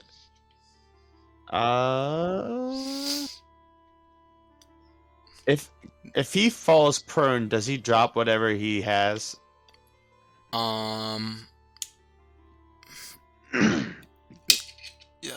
I don't know if that. I don't think in the rules it says that specifically. Okay, that's fine. All right, so I'm just gonna say I'm gonna turn back to Shard, or focus kind of on Shard, and command him to drop the crate, and then as soon as I do that, try and pick it up.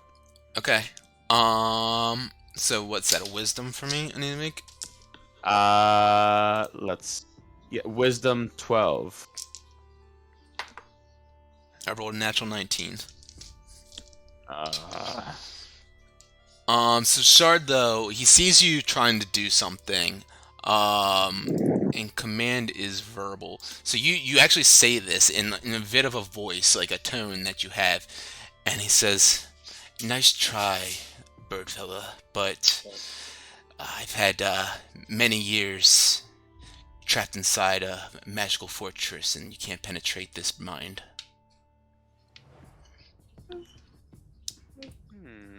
What are you here for? I think My path is my own, and it lays itself in front of me each step I take. I let it decide for itself, and I believe that this is just one more stop on the path. And he looks over back at Wilmore and says, "I know you from somewhere."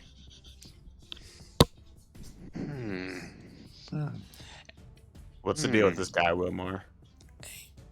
Whisper to Wilmore. Ask him about your past. But where does he know me from? I don't know where he would know me from. He Tortures. he tightens up his stance a little bit and says, "Gentlemen, I believe my path must continue on, but your Uncle Fillmore sends his regards." And he continues on. Wait. And that's where we'll end tonight. That's a good place to end. But we can finish off with, if you want to look at the book real quick or anything. I was gonna look at the book as he walked away. Okay.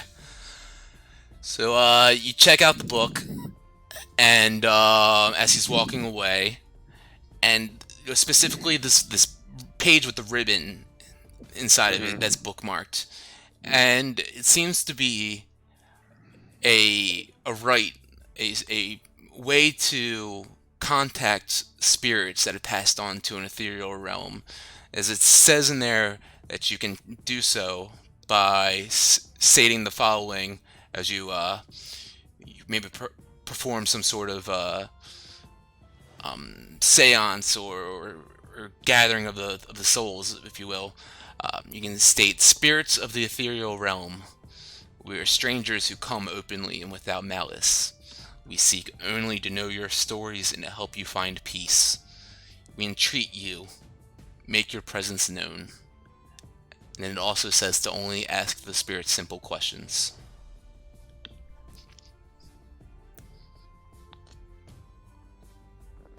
Well, Did that he is read that out just loud, interesting. by the way? Wilmore, did you? Yeah. I'd read it to the team. Alright, so as he says that, I don't say this out loud. I think maybe I could do my parents' hair. I'd say, the last time we were in this town, I actually went to a bar of spirits. Maybe we should try this there. Aren't all bars full of spirits? And that's where we'll end tonight. Bump, set, spike. Oh man, that's great, guys. Good shit. Alright, Love boys. it. Yeah, that was awesome. Fuck yeah, so you guys, yeah, fuck yeah, you guys. Little giants. You guys killed some fucking giants. Two hill giants are the lowest in the ordning, or what once was the ordning, but you guys still fucking killed them in 3 rounds. Very impressive. Very impressive. But yeah, you guys got your. You guys started off the night with zero gold, and what did you end it with? 450 or something like that. I have a lot of gold. You guys got a lot now, right? Shit, I still haven't added the 230, or did I add the 230? I'm not sure. I Better go did. see I got the dentist. 590 gold right now. Yep. How much do you have, Luke? 590. Boom. Yeah, good shit, guys. Got some cool gear also from the Thieves Guild and from Winona and from the Giants, and killed some fucking giants, and you almost killed a bunch of thieves, but you guys got them to surrender.